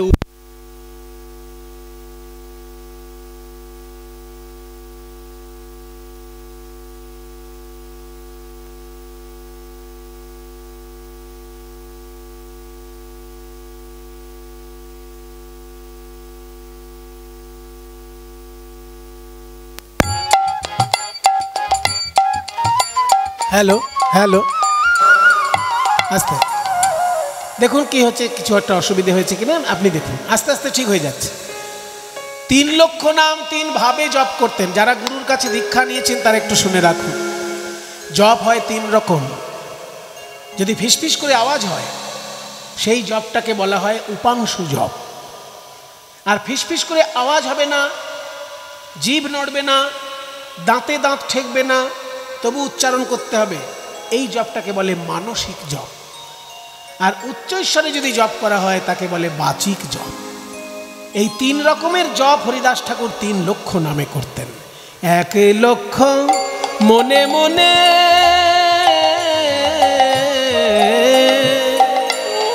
1 লক্ষ উচ্চৈশ্বরে। হরে কৃষ্ণ হরে কৃষ্ণ কৃষ্ণ কৃষ্ণ হরে হরে, হরে রাম রাম রাম হরে হরে। 1 লক্ষ ধীরে ধীরে, 1 লক্ষ উচ্চৈশ্বরে। আর 1 লক্ষ ধীরে ধীরে অতি অনুপাম। 1 লক্ষ ধীরে ধীরে অতি অনুপম। জীবানী শিলয় সে 3 লক্ষ নাম।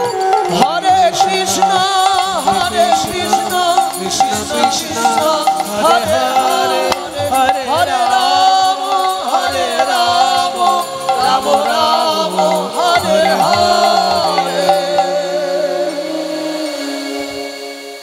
হরিনাম করতে করতে গভীর জঙ্গলে গিয়ে তপস্যা করছেন হরিদাস।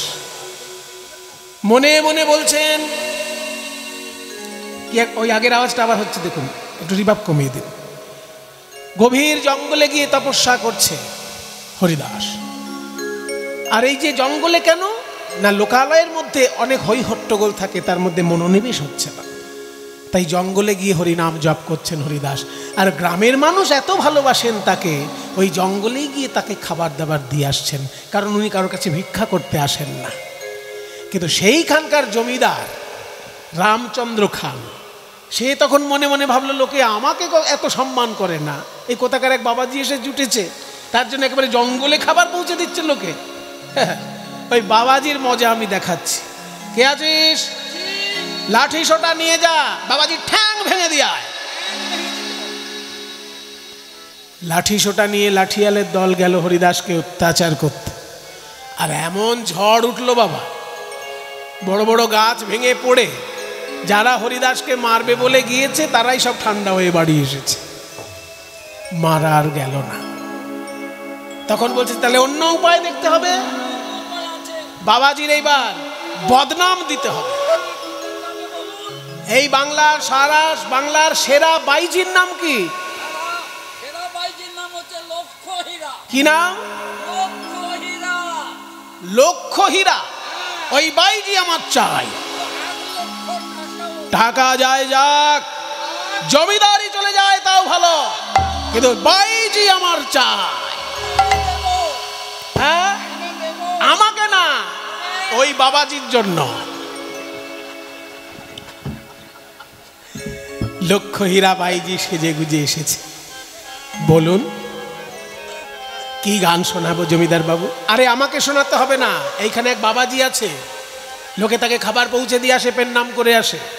তুমি যদি তার মন ভোলাতে পারো তবে বুঝবো তোমার সাধনা। হীরাবাই যাচ্ছে, যায় যায়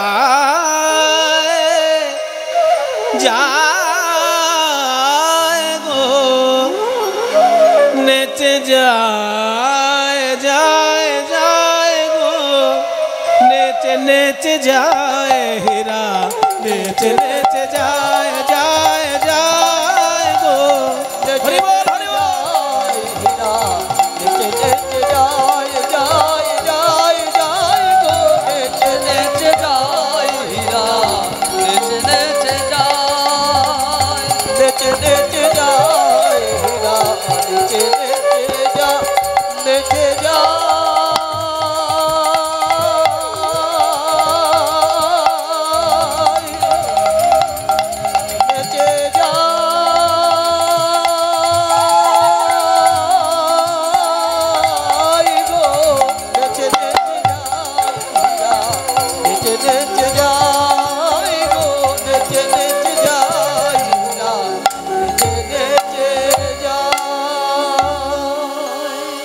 বাবাজি জল খান ভালো করে, আমাকে দেখে আপনার গলা শুকিয়ে যাচ্ছে।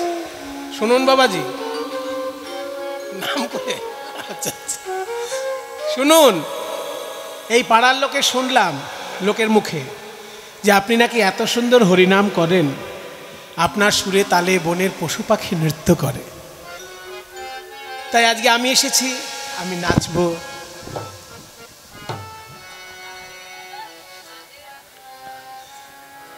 হরিদাস বলছে, শোনো হীরাবাই, আমার আশ্রমে তুমি নতুন অতিথি, তাই আমার নিয়ম তো তুমি জানো না। আমি গুরুচরণে কথা দিয়েছি, 3 লক্ষ নাম জপ শেষ না হলে আমি কথাই বলি না কারোর সঙ্গে। কিন্তু তুমি জানো না বলে বললাম। তুমি যদি নাচ গান করো তো নিশ্চয়ই করবে, এ তোমার সাধনার ব্যাপার, কিন্তু আমি আমার নাম জপ বন্ধ রেখে তোমার সঙ্গে কথা বলবো না। আমার নাম জপ চলবে, তুমি তোমার নাচ গান করো। হরিদাস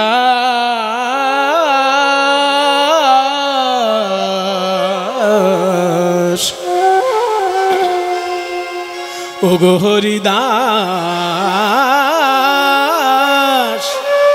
চাহ মুখ পানে, মুখ পানে চাহ মুখ পানে। হরিদাস চাহ মুখ পানে, হরিদাস চাহ মুখ পানে, হরিদাস চাহ মুখ পানে, হরিদাস চাহ মুখ পানে, হরিদাস চাহ মুখ পানে, হরিদাস চাহ মুখ পানে, হরিদাস চাহ মুখ পানে। কুসুমের সুবাসে ভ্রমরায়লি আসে ছুটে, ভোরে ওঠে সুগন্ধে কুসুমের শোভা। এতদিন জানতাম ফুলের গন্ধে ভ্রমরা আসে, আর আজকে ফুল ভ্রমরের কাছে এসেছে, তবু ভ্রমর কথা বলে না, না হরিদাস চাহ মুখ পানে, হরিদাস চাহ মুখ পানে, হরিদাস চাহ মুখ পানে, হরিদাস চাহ মুখ পানে, হরিদাস হরিদাস চাহ মুখ পানে, হরিদাস চাহ মুখ পানে, হরিদাস চাহ মুখ পানে। সারাদিন রাত নৃত্য করল লক্ষ্মীরা, তবু হরিদাসের মন টলাতে পারল না। দ্বিতীয় দিন আবার একবার এলো রাতের বেলা, সেদিনও মন টলাতে পারল না। তৃতীয় দিন আর একবার এলো, তাতেও মন টলল না। শেষকালে লক্ষ্মীরার কি অবস্থা হলো জানেন? এই যে 3টে দিন একটানা হরিনাম শুনতে শুনতে তার ভিতরটা পরিশুদ্ধ হয়ে গেছে, আর যখন তখন মুখে হরিনাম চলে আসছে। বাড়িতে যখন কোনো চাকর চাকরানি জিজ্ঞেস করছে, ও দিদি সারাদিন খেতে পারোনি, দুটো ভাত বেড়ে দেবো নাকি, লক্ষ্মীরার মুখ থেকে বেরিয়ে যাচ্ছে হরে কৃষ্ণ। কেউ বলছে দিদি কাপড়টা কেচে দেবো, ধুলোর মধ্যে বসেছিলে ময়লা হয়েছে, লক্ষ্মীরার মুখ দিয়ে বেরিয়ে যাচ্ছে হরে কৃষ্ণ। আর লক্ষ্মীরা বাইজি বারবার হরে কৃষ্ণ বলে ফেলছে দেখে চাকর চাকরানিরা সব মুখে কাপড় চাপা দিয়ে হি হি করে হাসছে, যে বাইজি বারবার হরে কৃষ্ণ নাম বলছে রে, তো দেখছি ভূতের মুখে রাম নাম। কিন্তু লক্ষ্মীরা নিজের পরিবর্তন বুঝতে পেরেছে। কাল বিলম্ব না করে গৃহ ছেড়ে ছুটে চলল হরিদাসের দুটি চরণে।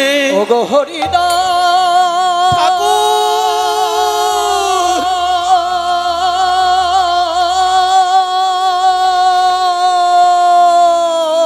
এ তুমি আমার কি করলে ঠাকুর, এ তুমি আমার কি করলে? এতদিন আমার বিষয় আশয় নিয়ে মত্ত ছিলাম, নাচ গান করে রূপের ডালি দিয়ে লোকের মন ভুলাতাম, আর তোমার কাছে এসে হরিনামের মধুর সুধার স্বাদ পেলাম। এমন মধুর হরিনাম আগে কবু শুনি নাই। আমি বলতে চাই খেতে দাও, কিন্তু জিহ্বা বলে হরে কৃষ্ণ। আমি বলতে চাই কাপড় কেচে দাও, কিন্তু জিহ্বা বলে হরে কৃষ্ণ। এ তুমি আমায় কি নাম শোনালে ঠাকুর? রাধারানীর কৃষ্ণ নাম শুনে যে দশা হয়েছিল, আজ বুঝি আমার সেই দশা।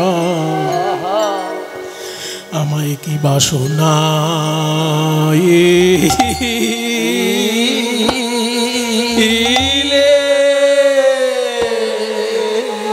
শোনাইলে গো ও ও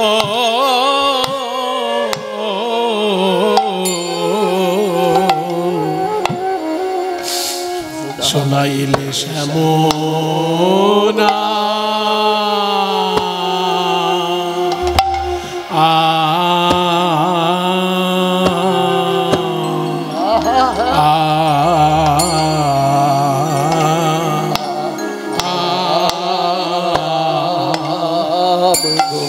আমায় শোনাইলে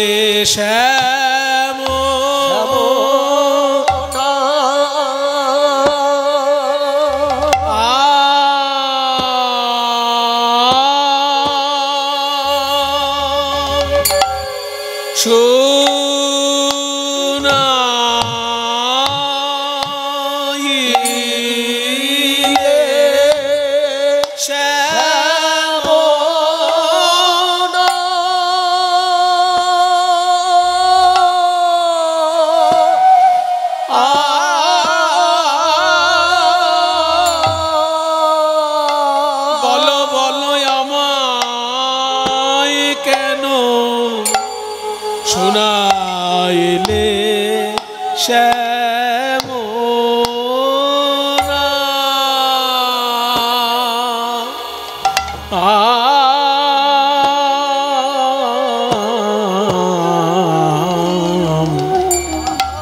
শ্যামনা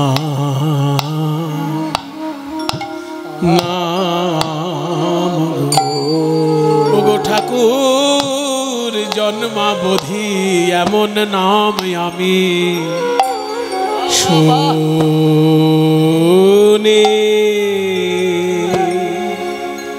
কভু শুনি না।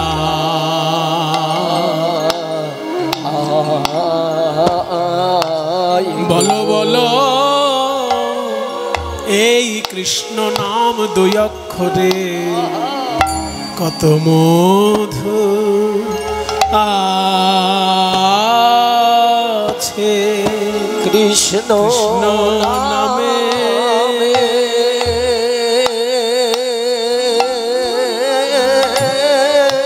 নামে কত মধু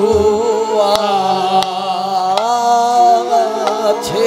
শুনে পরাণ কেঁদে ওঠে গো নামে কত মধু আছে। কৃষ্ণ নামে নামে কত মধু আছে। আমায় ঘরে রইতে দিলে না গো নামে কত মধু আছে। ঘরে রইতে দিলে না গো নামে কত মধু আছে। কৃষ্ণ নামে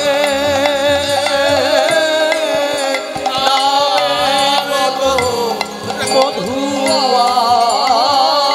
ঘরে রইতে দিলে না ওগো আমায় টেনে ঘরের বাহির কইলে। ঘরে রইতে দিলে না গো টেনে ঘরের বাহির কইলে। এই কৃষ্ণ নামে নামে কত মধু আছে।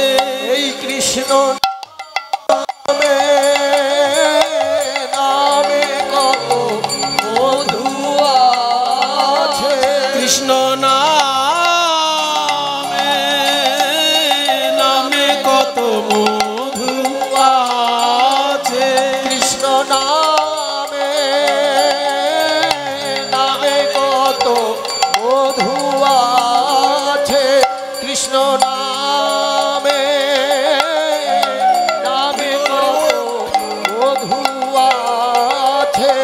ঠাকুর জন্মাবধি এমন নাম আমি আগে কভু শুনি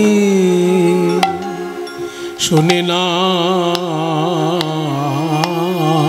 গো, কে বা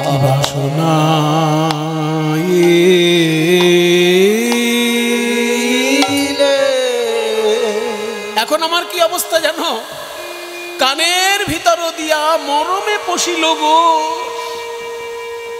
আকুল করিল মন প্রাণ, না জানি কতেক মধু শ্যাম নামে আছে গো আমার বদন, ছাড়িতে নাহি পারে, আমি ছাড়তে নারি, ছাড়তে না ওই নাম যে এখন ছাড়তে নারি, ওই নাম যে এখন ছাড়তে নারি, এখন জপিতে জপিতে নাম অবশ্য করিলে গো, বলো কেমনে পাইব আমি তারে, বলো কেমনে পাবো, বলো কেমনে পাবো, যার নামে এত মধু আছে, বলো বলো তারে কেমনে পাবো, যার নামে এত মধু আছে, বলো বলো তারে কেমনে পাবো। সেই গোপীগণ যারা ওই গোবিন্দকে দর্শন করেছিলেন তাদের তাহলে কি অবস্থা হয়েছিল ঠাকুর? এই নাম পরতাপে যার ওই ছন করল গো, তাদের অঙ্গের পরশে কিবা হয়, আর সেখানে বসতি যার তারে নয়নে দেখিলে গো, তাদের যুবতী ধর্ম কইছে রয়। এখন আমি তো কৃষ্ণ নাম ছাড়তে চাই, কিন্তু নাম তো আমি ছাড়তে পারছি না ঠাকুর। পাশরিতে চাহি মনে পাশরা না যায় গো,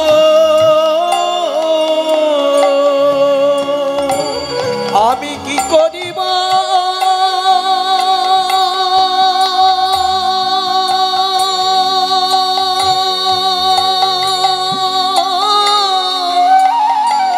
কি হবে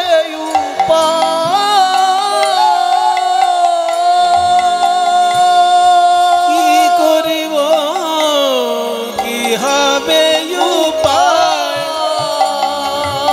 তাই কহে দ্বিজ চণ্ডী দাসে কুলবতী কুল নাশে, কয় দ্বিজ চণ্ডী দাসে কুলবতী কুল নাশে, আপন যৌবন যাচয়ে।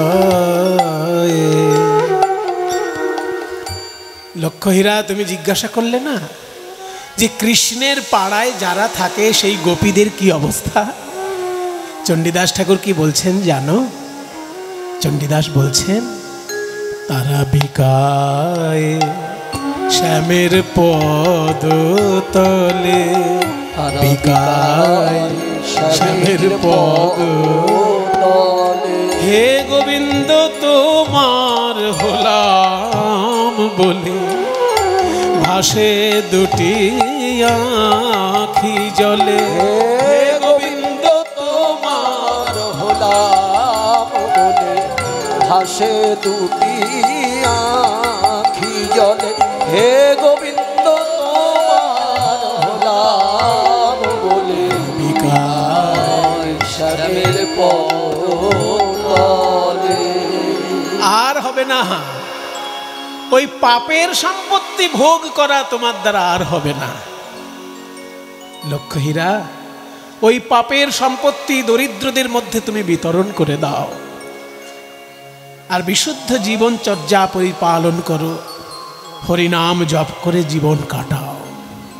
দেখুন মায়েরা, পরশ পাথরের ছোঁয়া পেলে লোহাও হয়ে যায় সোনা, তার উদাহরণ রাখলেন হরিদাস ঠাকুর।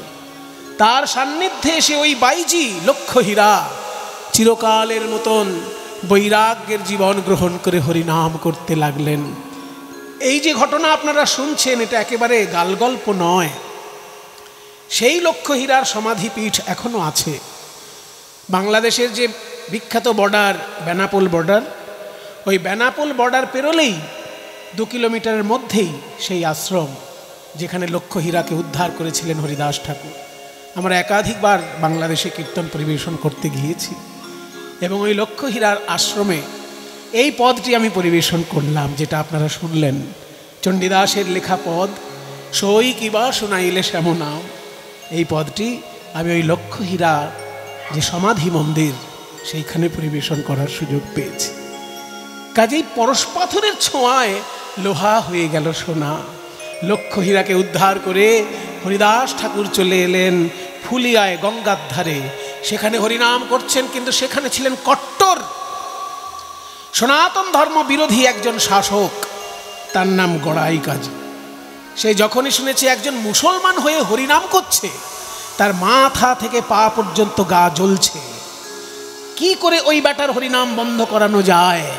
তাই গড়াই কাজী হরিদাসকে বললেন, এই হরিদাস, মুসলমানের শাসন ব্যবস্থায়, মুসলমানের রাজত্বে বাস করে মুসলমান হয়ে হরিনাম করছো, তোমার লজ্জা করে না? কাজী সাহেব, এই হরি নামে আমি এত আনন্দ পাই, কৃষ্ণ নামে যে কত মধু আছে সে আপনাকে আমি কি করে বোঝাবো? চুপ কর, কাফেরের দালাল। তোর কাছে দালালি শোনার জন্য আমি আসিনি। ওই কাফেরদের হরিনাম তুই ছাড়বি কিনা তাই বল। এ নাম আমি ছাড়তে পারবো না, আমি তোকে শাস্তি দেব। শাস্তি দেবে? তাহলে আমারও সংকল্প শুনে রাখো গড়াই কাজী। খণ্ড খণ্ড হয় দেহ যদি যায় প্রাণ, খণ্ড খণ্ড হয় দেহ যদি যায় প্রাণ, তবু না বদনে ছাড়ি মধুর হরি নাম। তবু না বদনে ছাড়ি মধুর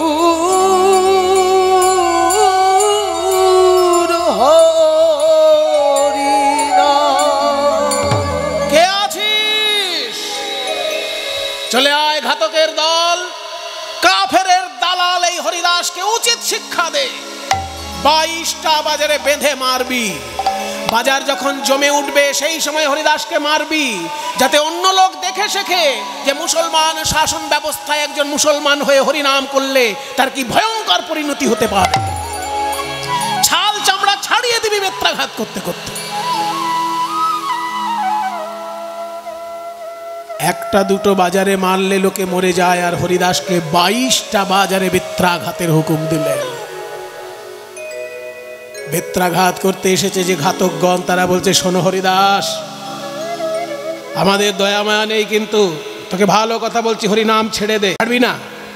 ছাড়বি না? তবে রে দেখ, হরিনাম ছাড়, হরিনাম ছাড়, হরিনাম ছাড়।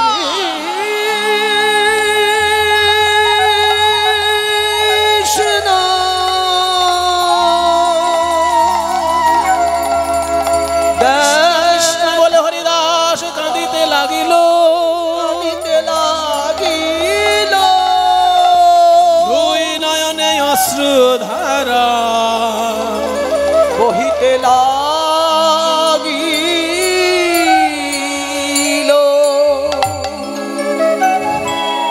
এক একটা বাজারে মারতে মারতে 22 বাজার প্রায় ফুরিয়ে এসেছে।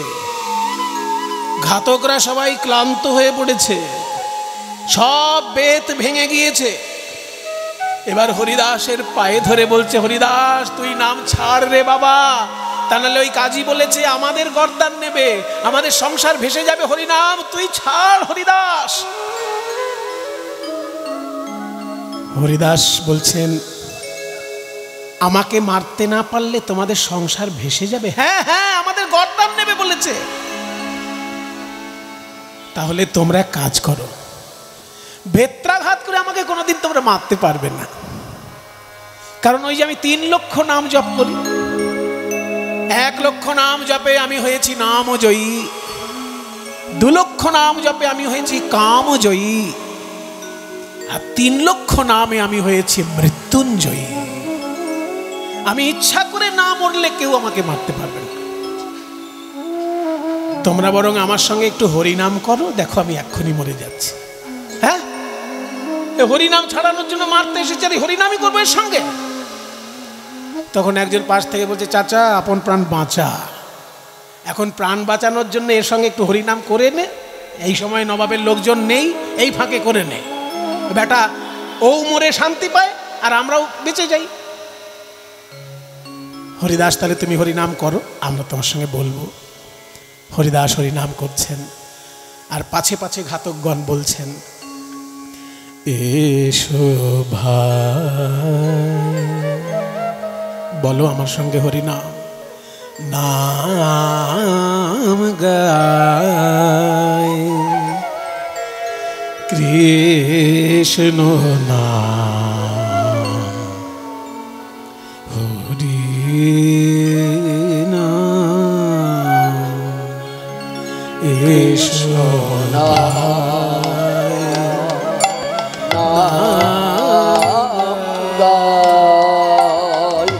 কৃষ্ণ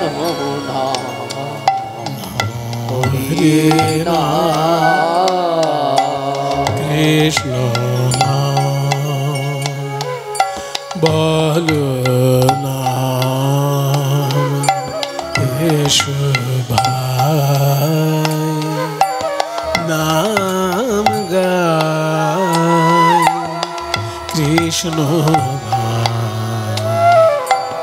হরি নাম সদা হরি বলো হরি।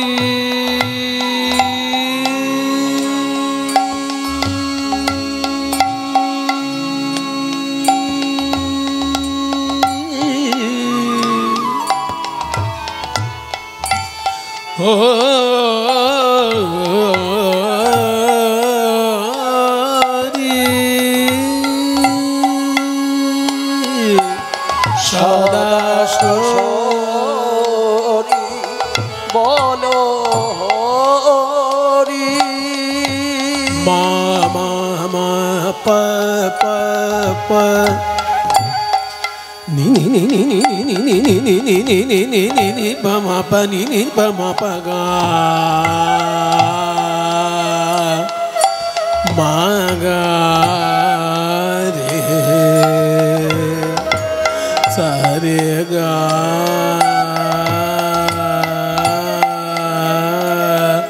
মা পা দা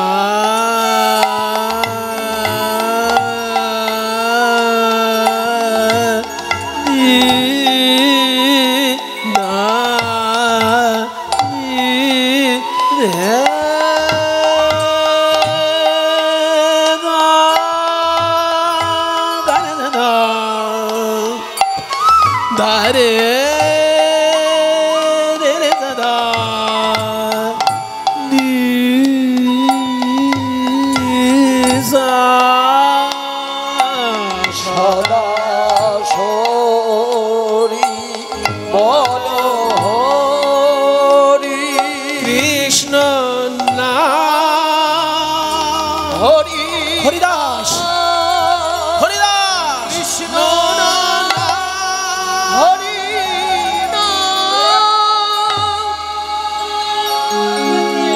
হরিদাস মারা গেছে, হরিদাস মারা গেছে। হরিদাস আছাড় খেয়ে পড়লেন। সবাই ভাবলো হরিদাস মারা গেছে। গড়াই কাজী বলেছিল, বেটা কাফেরের দালাল যদি মরে যায় ওর হাত পা বেঁধে নদীতে ভাসিয়ে দিবি। তাই হাত পা বেঁধে নদীতে ভাসিয়ে দিল। এই বোকাগুলো তো আর জানে না যে হরিদাস নাম জপ করতে করতে তার যোগ সাধনায় সিদ্ধি লাভ হয়ে গেছিল, প্রাণায়াম হয়ে গিয়েছিল। প্রাণায়াম বায়ুকে গ্রহণ করার নাম পূরক, বায়ুকে আবদ্ধ রাখার নাম কুম্ভক, আর বায়ু ত্যাগ করার নাম রেচক। এই যে প্রাণায়াম, এতে হরিদাস বায়ু আবদ্ধ রাখতে পারতেন ঘন্টার পর ঘন্টা, সেই জন্য এরা ভাবলো মারা গেছে। হরিদাস আসলে কুম্ভক করেছেন। যখনই ভাসিয়ে দিল নদীতে, হরিদাস ভাসতে ভাসতে যাচ্ছেন আর কৃষ্ণ নাম করছেন, হরে কৃষ্ণ হরে কৃষ্ণ কৃষ্ণ কৃষ্ণ হরে হরে হরে রাম হরে রাম রাম রাম হরে হরে। কে এত সুন্দর হরিনাম গাইতে গাইতে নদী জলে ভেসে চলেছে? কে? সাঁতার দিয়ে অদ্বৈত আচার্য দেহটি তুলে আনলেন। এ কি? এ যে আমার হরিদাস। বাবা হরিদাস, তোমার সারা গায়ে এই বেত্রাঘাতের চিহ্ন কেন? গুরুদেব, আপনি দেখছেন বেত্রাঘাত, আর আমি কি দেখছি জানেন? হরিনাম করেছি বলে এই কলিজীব আমাকে বেত্রাঘাতের অলংকার পরিয়ে দিয়েছে। অলংকার, অলংকার। অনেক সাধু আমি দেখেছি হরিদাস, তোমার মতো সাধু দেখিনি যে বেত্রাঘাতকে অলংকার বলতে পারে। তুমি বেত্রাঘাতকে অলংকার বলছো হরিদাস, আমি তোমাকে একটা অলংকার দেব। চলো তোমাকে নিয়ে যাই শচীমায়ের অঙ্গনে। শচীমার কোল আলো করে সেই অলংকার বিরাজ করছে। আমাদের চোখের মণি নবদ্বীপের ওই নিমাই তোমার অলংকার। গৌর সুন্দরের জন্ম হয়েছিল কখন জানেন? যখন হরিদাসের ৩৫ বছর বয়স আর অদ্বৈতাচার্যের ৫২ বছর বয়স। এরা নিমাইকে কোলে করে বড় করেছে। এক কথায় চোখের সামনে জগাই মাধাই উদ্ধার দেখেছেন, চাঁদ কাজী উদ্ধার দেখেছেন। তারপর যেদিনকে গৌর সুন্দর সন্ন্যাসী হয়ে পুরীধামে চলে গেলেন, হরিদাস বললেন যে সবাই কাঁদছে একভাবে, আমি কিন্তু চোখ বন্ধ করে কাঁদব, কারণ নিমাই শূন্য নবদ্বীপ আমি দেখতে চাই না। তাই কাঁদিছেন হরিদাস দুই আঁখি মুদিয়া, কাঁদে নিত্যানন্দ শচীর মুখ নিরখিয়া। যখন গৌর সুন্দর পুরীধামে চলে গেলেন, পরবর্তীকালে হরিদাস ঠাকুরও পুরীধামে চলে গেলেন। কিন্তু হরিদাস ঠাকুর তো কারোর কাছে ভিক্ষা চান না, তাই মহাপ্রভুই একটা ব্যবস্থা করে দিলেন। উনি ২৪ ঘন্টার মধ্যে একবার প্রসাদ গ্রহণ করতেন। হরিদাস ২৪ ঘন্টার মধ্যে একবার খেতেন, তাও ভিক্ষা করবেন না। তাই মহাপ্রভু একটা ব্যবস্থা করে দিলেন, জগন্নাথের প্রসাদ মহাপ্রভুর জন্য আসতো, আর মহাপ্রভু সেই প্রসাদ পাবার পর যেটা অবশিষ্ট থাকতো সেটা হরিদাসের জন্য পাঠিয়ে দিতেন। সরাসরি জগন্নাথের ভোগ মহাপ্রভুর কাছে আসতো, তিনি পাবার পর যেটা অবশিষ্ট থাকতো ওটা হরিদাসের কাছে পাঠিয়ে দিতেন। আর এই হরিদাসের কাছে প্রসাদটা নিয়ে যেতেন যিনি, তিনি আবার মহাপ্রভুর গুরু ভাই, তার নাম গোবিন্দ। গোবিন্দ একদিন সেই প্রসাদ নিয়ে যেতে যেতে দেখে কি, হরিদাস যেমন বসে বসে নাম জপ করে, আজকে কিন্তু বসে বসে নাম জপ করছে না, শুয়ে শুয়ে নাম জপ করছে। কি হয়েছে হরিদাসের? একদিন গোবিন্দ মহাপ্রসাদ লইয়া, একদিন গোবিন্দ মহাপ্রসাদ লইয়া, হরিদাসে দিতে গেলা আনন্দিত হইয়া, হরিদাসে দিতে গেলা আনন্দিত হইয়া, দেখে হরিদাস ঠাকুর করেছে শয়ন, দেখে হরিদাস ঠাকুর করেছে শয়ন, মন্দ মন্দ করিতেছে সংখ্যা সংকীর্তন, মন্দ মন্দ করিতেছে সংখ্যা সংকীর্তন। এখানে মন্দ মন্দ মানে ধীরে ধীরে ধীরে ধীরে নাম জপ করছে হরিদাস। এ কি হরিদাস, তুমি তো কোনোদিন এইরকম ভাবে নাম জপ করো না, উঠো, মহাপ্রভু ভোগ পাঠিয়েছে, প্রসাদ পাও। গোবিন্দ কয় ওঠো আসি করহ ভক্ষণ, গোবিন্দ কয় উঠো আসি করহ ভক্ষণ, হরিদাস কহে আজি করিব লঙ্ঘন, হরিদাস কহে আজি করিব লঙ্ঘন। হরিদাস বলছে আজকে আমি লঙ্ঘন করব। লঙ্ঘন মানে আজকের দিনটা আমি বাদ দিয়ে খাবো। ২৪ ঘন্টায় একবার খাই, কিন্তু আজকে আমি একবার খাবোই না, আজকের দিনটা আমি লঙ্ঘন করব, ডিঙিয়ে যাব, অর্থাৎ আজকে আমার উপোস। বলে কেউ তো উপোস, তুমি ২৪ ঘন্টার মধ্যে একবার মাত্র প্রসাদ পাও, তাও যদি উপোস করো তোমার তো কষ্ট হবে, আর মহাপ্রভু ভোগ পাঠিয়েছেন। গোবিন্দ কয় এই যে মহাপ্রভুর প্রসাদ তুমি ফিরিয়ে দেবে? এই তো ঠিক কথা, মহাপ্রভুর প্রসাদ তো ফিরানো যাবে না। তাহলে এক কাজ করো, আমার সামনে নিয়ে এসে আমি প্রণাম করি। এত বলি মহাপ্রসাদ করিল বন্দন, এক রঞ্চ লইয়া তার করিল ভক্ষণ। একটা মাত্র কণা তুলে নিয়ে মুখে দিলেন, যাতে মহাপ্রভুর মর্যাদা রক্ষা হয়, সম্মান রক্ষার জন্য। কিন্তু এই কথা চাপা থাকলো না। গোবিন্দ গিয়ে এই কথা বলে দিলেন গৌর হরিকে, গৌর সুন্দর, হরিদাসকে আমি জীবনে শুয়ে শুয়ে নাম জপ করতে দেখিনি, কিন্তু আজকে প্রথম দেখলাম হরিদাস শুয়ে শুয়ে নাম জপ করছে, তাও ধীরে ধীরে। এমনকি পেট ভরে প্রসাদও পেল না, শুধু এক কণা নিয়েছে তোমার সম্মান রাখার জন্য। এই কথা শুনে আর কাল বিলম্ব না করে মহাপ্রভু ছুটে চললেন, হরিদাস তোমার কি হয়েছে হরিদাস? গৌর হরি, চিন্তা করো না, আমার শরীর খারাপ হয়নি, তাহলে কি অসুবিধে? শরীর অসুস্থ নহে, অসুস্থ বুদ্ধি মন। হ্যাঁ, মনে অসুখ? হায় হায় হায় হায়। আরে বাবা, মনে অসুখ হয় তো সংসারী লোকের, ছেলে মেয়ে নিয়ে চিন্তা।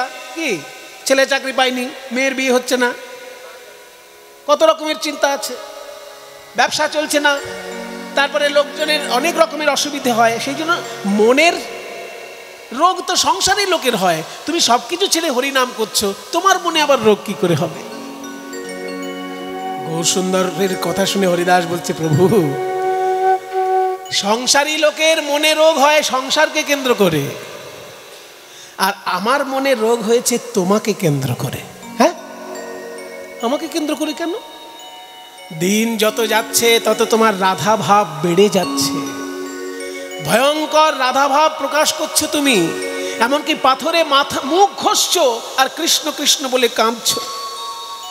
তোমার এই ভয়ঙ্কর রাধা ভাব অন্য লোকের ভালো লাগতে পারে, কিন্তু আমার যে বড় কষ্ট হয় প্রভু। আমার মনে হয় তুমি বোধহয় বেশি দিন লীলা করবে না, তাই তুমি এত ভয়ঙ্কর রাধা ভাব প্রকাশ করছো। কিন্তু তোমার অন্তিম লীলা বলে যদি কোনো লীলা থাকে, সেই লীলা যেন আমাকে দেখতে না হয় গৌর হরি। তোমার চরণে বুড়ো মানুষ, এই হরিদাসের একটাই প্রার্থনা, তোমার অন্তিম লীলা যেন আমার এই দুই চোখে দেখতে না হয়। কারণ তুমি নবদ্বীপ ছেড়ে সন্ন্যাসী হয়েছিলে, তখন আমি চোখ বন্ধ করে শুধু কেঁদেছি নিমাই নিমাই বলে। আর অন্তিম লীলা যদি ঘটে যায় আমি পাগল হয়ে যাব গৌর হরি। আমার সামনে যেন অন্তত অন্তিম লীলা না হয়, এই প্রার্থনা তোমাকে জানাই। এই দুশ্চিন্তায় আমি সারাক্ষণ মরে গেলাম। সেই লীলা প্রভু মোরে কভু না দেখাইবা,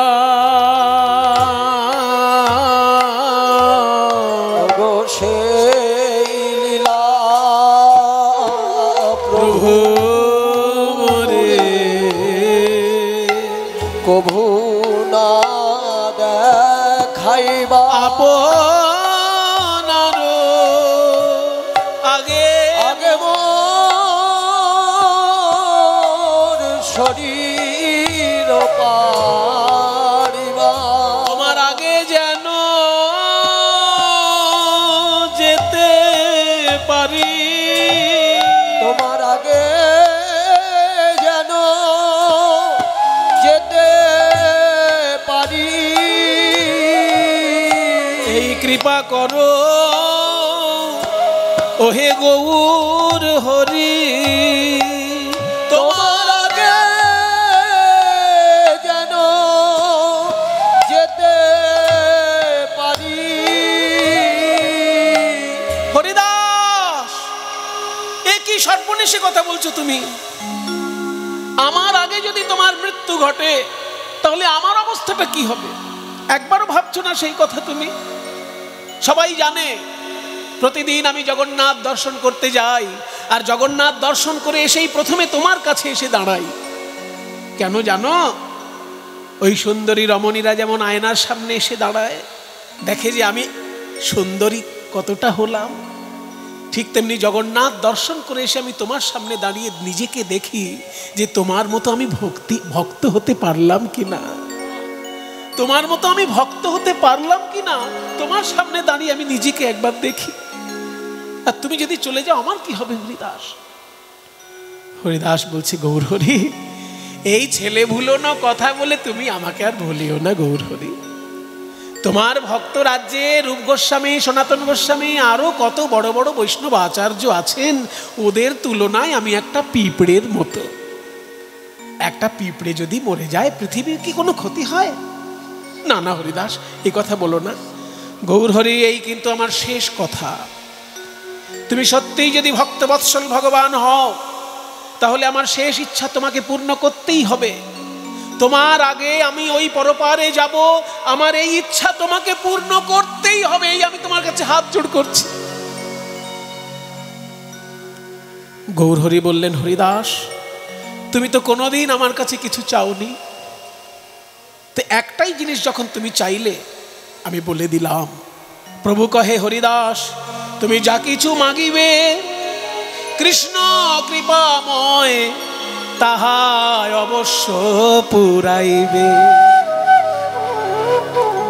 অর্থাৎ কৃষ্ণের ইচ্ছায় তোমার মনোবাসনা পূর্ণ হবে হরিদাস। এই কথা শুনে হরিদাস ঠাকুর এবার চরণ দুটি জড়িয়ে ধরলেন। প্রভু হে, সত্যিই যদি তোমার আগে আমি যেতে পারি, তাহলে আমার আরো 3টে ইচ্ছা আছে। লোকে মৃত্যুর সময় কত কষ্ট পায় আমি দেখেছি, আমি ওইভাবে কষ্ট পেয়ে মরতে চাই না। আমি যেন 3টে জায়গায় আনন্দ নিয়ে মরতে পারি। 3টে জায়গায় আনন্দ? হ্যাঁ প্রভু, লোকের বুকে কষ্ট হয় মৃত্যুর সময়, আর আমার বুকের উপর যেন তোমার চরণটা থাকে।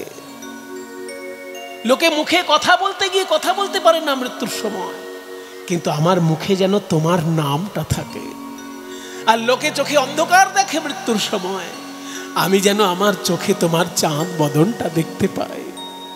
হৃদয়ে ধরিব তোমার ও চাঁদ বদন, ও রাঙা চরণ, নয়নে হেরিব তোমার ও চাঁদ বদন, জিহ্বায় উচ্চারিব শ্রীকৃষ্ণ চৈতন্য নাম। এই মতো মোর ইচ্ছা ছাড়িব পর। যখনই এই কথা বলে হরিদাস প্রণাম জানিয়েছে, উঠে দেখে আর গৌরহরি নেই। তার মানে কি গৌরহরি পালিয়ে গেলেন, আর দাঁড়িয়ে থাকলেন না? কারণ এর পরে যদি আর কিছু চাই আর দিতে পারবো না আমি। মহাপ্রভু চলে গেলেন। পরের দিন মহাপ্রভু ভক্তগণকে সঙ্গে করে এনেছেন হরিদাসের কাছে। হরিদাস, তোমার সিদ্ধান্ত একটু পরিবর্তন করলে আমার ভালো হয়। হরিদাস ঠাকুর বলছে, গৌরহরি, ভগবান সিদ্ধান্ত পাল্টায় যুগে যুগে, কিন্তু ভক্তের সিদ্ধান্ত আগাগোড়া একরকম থাকে। আমি সিদ্ধান্ত পাল্টাতে পারবো না, তুমি পাল্টাতে পারো। ওই যে সেই ভীষ্ম বলেছিল কৃষ্ণকে আমি অস্ত্র ধরাবো, আর কৃষ্ণ বলেছিল আমি অস্ত্র ধরবো না। শেষকালে হলো কি, ভীষ্ম এমন বাণ মারতে লাগলো, ভগবান কৃষ্ণ ভক্তের জন্য থাকতে না পেরে রথচক্র তুলে ভীষ্মকে মারতে গেলেন। তখন ভীষ্ম বললে, এইবার আমি ধনুর্বাণ ছেড়ে দেব, কারণ আমার প্রতিজ্ঞা ছিল তোমাকে আমি অস্ত্র ধরাবো, আর তুমি বলেছিলে অস্ত্র ধরবো না, তাই তোমার প্রতিজ্ঞা আমি ভঙ্গ করলাম। কাজেই ভগবান তার সিদ্ধান্ত পাল্টাতে পারে ভক্তকে রক্ষা করতে গিয়ে, কিন্তু ভক্ত কখনো সিদ্ধান্ত পাল্টায় না। প্রভু, আমার যা ইচ্ছা তাই আছে, তাই হোক হরিদাস, তবে তাই হোক। এই কথা শুনে হরিদাস ঠাকুর ওই বকুল গাছে হেলান দিলেন।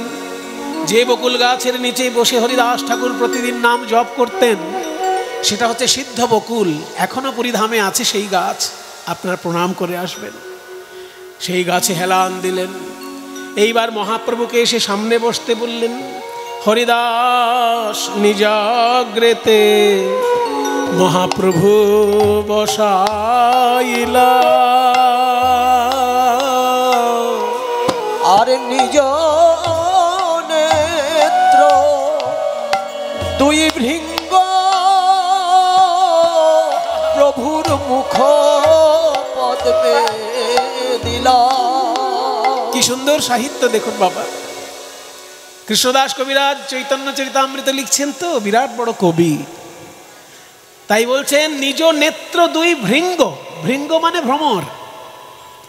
হরিদাসের কালো চোখের মণি দুটো যেন কালো ভ্রমর, আর মহাপ্রভুর বদনটা যেন সোনার পদ্ম ফুল। বলছে, ওরে আমার নয়ন ভ্রমর, তুই এবার মধু পান কর। বাবাজি মহারাজ আখর দিচ্ছেন, পান করে নে রে মধু পান করে নে রে, এবারকার মতো আশ মিটায়ে মধু পান করে নে রে, মধু পান করে থাক মেতে, মধু পান করে থাক মেতে, তুই আশিস নায়ার এ দেতে, মধু পান করে থাক মেতে, আশিস নায়ার দে, মধু পান করে থাক মেতে, আশিস নায়ার দে, মধু পান করে থাক মেতে, আশিস নায়ার দে, পান করে থাক। আর সহৃদয়ে আনি ধরিল মহাপ্রভুর চরণ, সর্বভক্ত পদধূলি করে মস্তক ভূষণ। একটুখানি দৃশ্যটা চিন্তা করুন। বুকের উপর মহাপ্রভুর দুটি চরণ আছে, আর সামনে সরাসরি দুটি নয়ন মহাপ্রভুর বদনে দেওয়া আছে। ওই সর্বভক্ত পদধূলি করে মস্তক ভূষণ। দেখুন মর্যাদা কাকে বলে। হরিদাস ঠাকুর বলছেন, যারা এখন আশেপাশে আছো আমার, একজন একজন করে আমার মাথার কাছে এসে একটু দাঁড়াও না। তোমাদের পদধূলি আমার মাথায় নেই। ছোট হও বড় হও যে আছো, আমার কাছে এসে দাঁড়াও।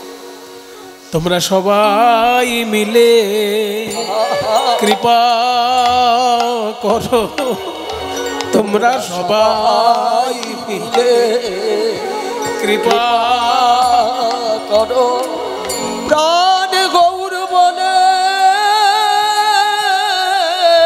মরতে পারি, সবাই মিলে কৃপা করো।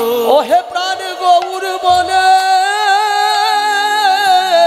মরতে পারি, সবাই মিলে কৃপা করো।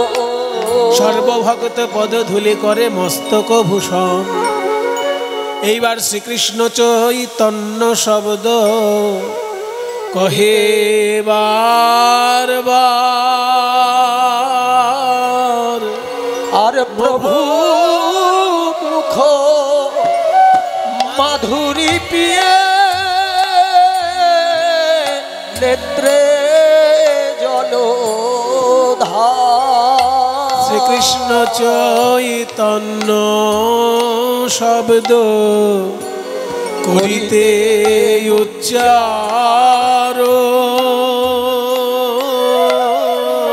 হরি নামের সহিতে প্রাণ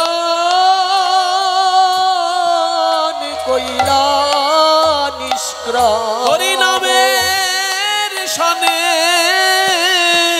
গেল চলে, হরি নামের সনে গেল চলে। হরি দাসের নাম ময় প্রাণ, হরি নামের সনে গেল চলে, নাম ময় প্রাণ, হরি নামের সনে গেল চলে, দাসের নাম ময় হরি প্রাণ, নামের সনে গেল হরি চলে, দাসের নাম ময় প্রাণ, হরি নামের সনে গেল চলে না, নাম ময় প্রাণ, হরি নামের সনে গেল চলে নামে শ্রীকৃষ্ণ চৈতন্য, শ্রীকৃষ্ণ চৈতন্য, শ্রীকৃষ্ণ চৈতন্য বলতে বলতে প্রাণ ত্যাগ করলেন হরিদাস। আশ্চর্য মৃত্যু, একে বলে ইচ্ছা মৃত্যু। খুব বড় মাপের সাধক না হলে সম্ভব নয়। ভীষ্ম করেছিলেন ইচ্ছা মৃত্যু, ঠিক ভীষ্মের যেন ইচ্ছা মৃত্যু আজকে লোকের চোখের সামনে দেখা গেল। মহাপ্রভুকে বলছে, গৌরহরি, যার বুকে পা দিয়ে আছো সে কি এখনো আছে? এই কথা শুনে মহাপ্রভু উন্মাদের মতো হয়ে গেলেন। হরিদাসের দেহটি কোলে তুলে নিলেন, আর এই দেহটি নিয়ে উন্মাদের মতো গৌরহরি নৃত্য করতে লাগলেন। হরিদাসের তনু প্রভু লইলাই উঠাইয়া, হরিদাসের তনু প্রভু লইলাই উঠাইয়া, অঙ্গনে নাচেন প্রভু প্রেমাবিষ্ট হইয়া। আর অঙ্গনে নাচেন প্রভু প্রেমাবিষ্ট হইয়া, অঙ্গনে নাচেন প্রভু প্রেমাবিষ্ট হইয়া। আর ভগবান নাচে রে, ভগবান নাচে রে, ভক্তের দেহ কোলে লয়ে ভগবান নাচে রে, ভক্তের দেহ কোলে লয়ে ভগবান নাচে রে। বলি নাচে আমার বিশ্বম্ভর, নাচে আমার বিশ্বম্ভর, এই ত্রিভুবনের ঈশ্বর নাচে আমার বিশ্বম্ভর, ওই ত্রিভুবনের ঈশ্বর নাচে আমার বিশ্ব। আর অঙ্গনে নাচেন প্রভু প্রেমাবিষ্ট হইয়া। মহাপ্রভুর এই লীলা দর্শন করে ভক্তগণ সেই দেহ সুন্দর একটি খাটে সাজিয়ে নিয়ে সমুদ্রের তীরে নিয়ে গেলেন। মহাপ্রভু নিজে হাতে সেই সমুদ্রের তীরে বালির গর্ত করলেন। বালি খুঁড়ে গর্ত করে হরিদাস ঠাকুরের দেহটি শুইয়ে দিলেন। মালা চন্দন দিয়ে সাজিয়ে দিলেন মহাপ্রভু নিজ হাতে।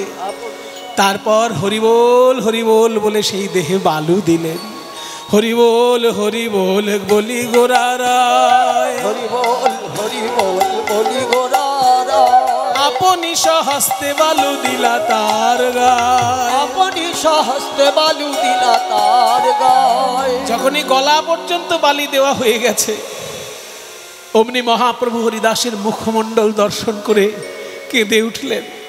স্বরূপ দামোদর, বলো এখন আমায় কে শুনাবে?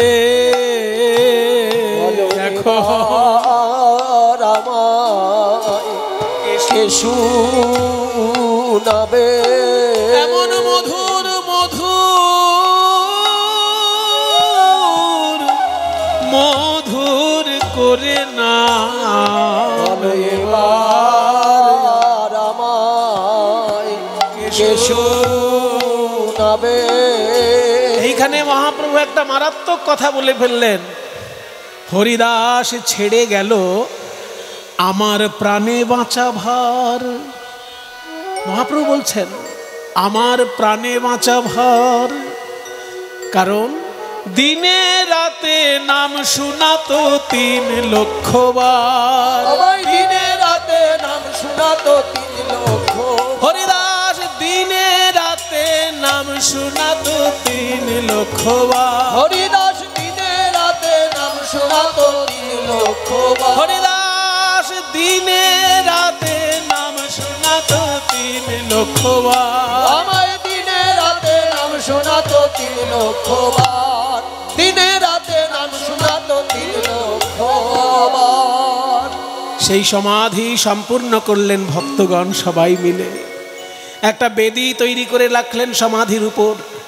এখনো সেই সমাধি সমুদ্রের তীরে বিরাজ করছে। আপনারা পুরীতে যখন যাবেন এই সমাধিতে প্রণাম করবেন। স্বর্গদ্বার শ্মশান যেখানে আছে, সমুদ্রের ধারেই স্বর্গদ্বার শ্মশান আছে। ওই স্বর্গদ্বার শ্মশানের পাশাপাশি কাছাকাছি হরিদাস ঠাকুরের এই সমাধি। এইবার হরিদাস ঠাকুরকে সমাধি দিয়ে মহাপ্রভু মূল জগন্নাথের মন্দিরের প্রধান দরজার সামনে এসে দাঁড়ালেন। প্রধান দরজাটাকে বলা হয় সিংহদ্বার। সিংহদ্বারে আসি প্রভু পশারির ঠাই, সিংহদ্বারে আসি প্রভু পশারির ঠাই, আচল পাতিয়া ভিক্ষা মাগিল তথায়, আচল পড়িয়া ভিক্ষা মাগিল তথায়। হরিদাসের মহাপ্রয়াণ উৎসবের তরে, হরিদাসের মহাপ্রয়াণ উৎসবের তরে, আচল ভরিয়া ভিক্ষা দেহ তোয় আমারে, তোমরা আচল ভরিয়া ভিক্ষা দেহ তোয় আমারে। জানি তাই যারা যারা ভিক্ষা দিচ্ছেন, আজকের এই ভিক্ষা সরাসরি মহাপ্রভু সেবায় পাঠিয়ে দেওয়া হবে, কারণ এই ভিক্ষা আমি বাড়ি নিয়ে যাই না। এই যে লীলাটা, দুটো লীলায় আমি ভিক্ষা কখনো বাড়ি নিয়ে যাই না, নিমাই সন্ন্যাস আর এই হরিদাস ঠাকুরের নির্যান। কারণ এই লীলায় স্বয়ং চৈতন্য মহাপ্রভু ভিক্ষা করছেন, তাই এই ভিক্ষায় যে যা দেবেন সরাসরি আমাদের গুরু আশ্রম বরাহনগর পাটবাড়ি আশ্রমে এই ভিক্ষা পৌঁছে দেওয়া হবে। ভগবান ভিখারি, ভগবান ভিখারি, ভক্তের প্রেমে বাঁধা পড়ি, ভগবান ভিখারি, ভক্তের প্রেমে বাঁধা পড়ি, ভগবান ভিখারি। ভিক্ষা লইয়া মহাপ্রভু অঙ্গনে আসিল, ভিক্ষা লইয়া মহাপ্রভু অঙ্গনে আসিল, সেথায় হরিদাসের